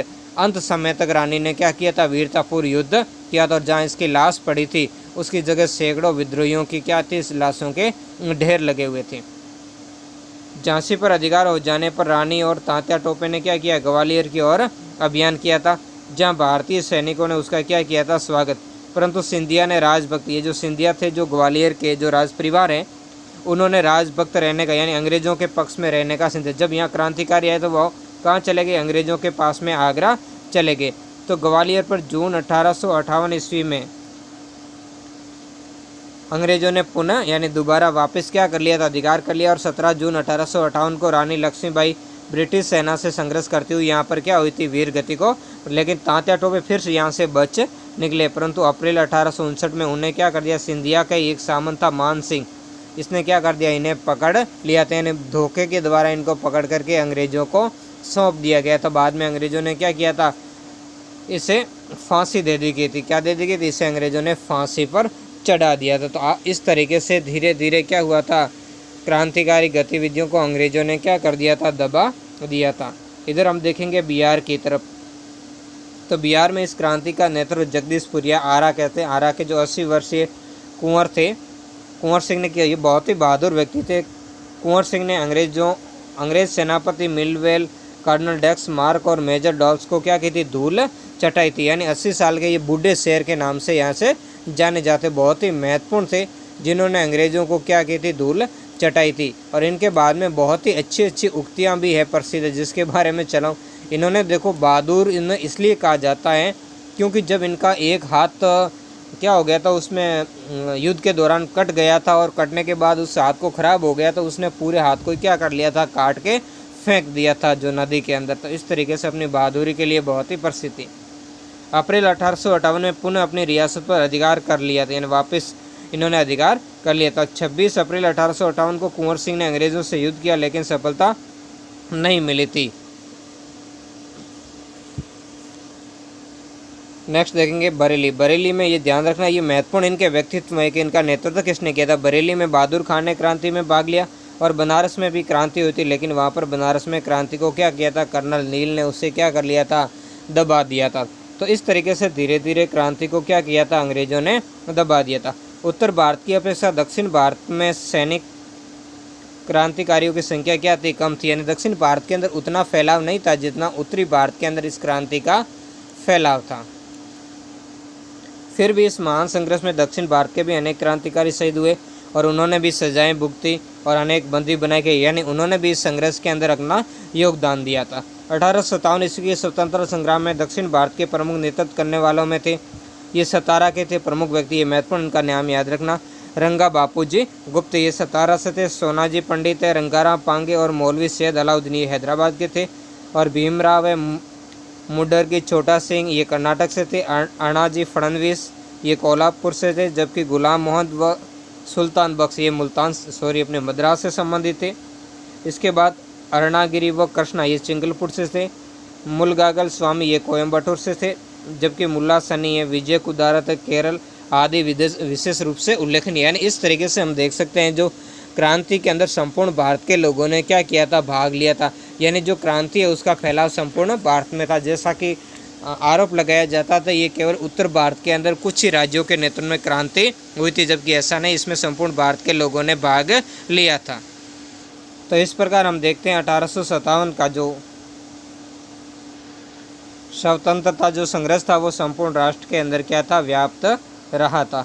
इस संघर्ष में सैनिकों के साथ सभी धर्म के, सभी क्षेत्र, भाषा, धर्म और जाति के लोगों और कृषकों और जमींदारों ने भाग लिया था। यानी सब ने मिलकर, चाहे वो अमीर हो, चाहे गरीब हो, चाहे जमींदार हो, चाहे किसान हो, चाहे हिंदू हो, चाहे मुस्लिम हो, सभी धर्म के लोगों और जाति, हर जाति के वर्ण आदि के लोगों ने इसमें भाग लिया था। तो नेक्स्ट हम देखेंगे जनजातीय आंदोलन।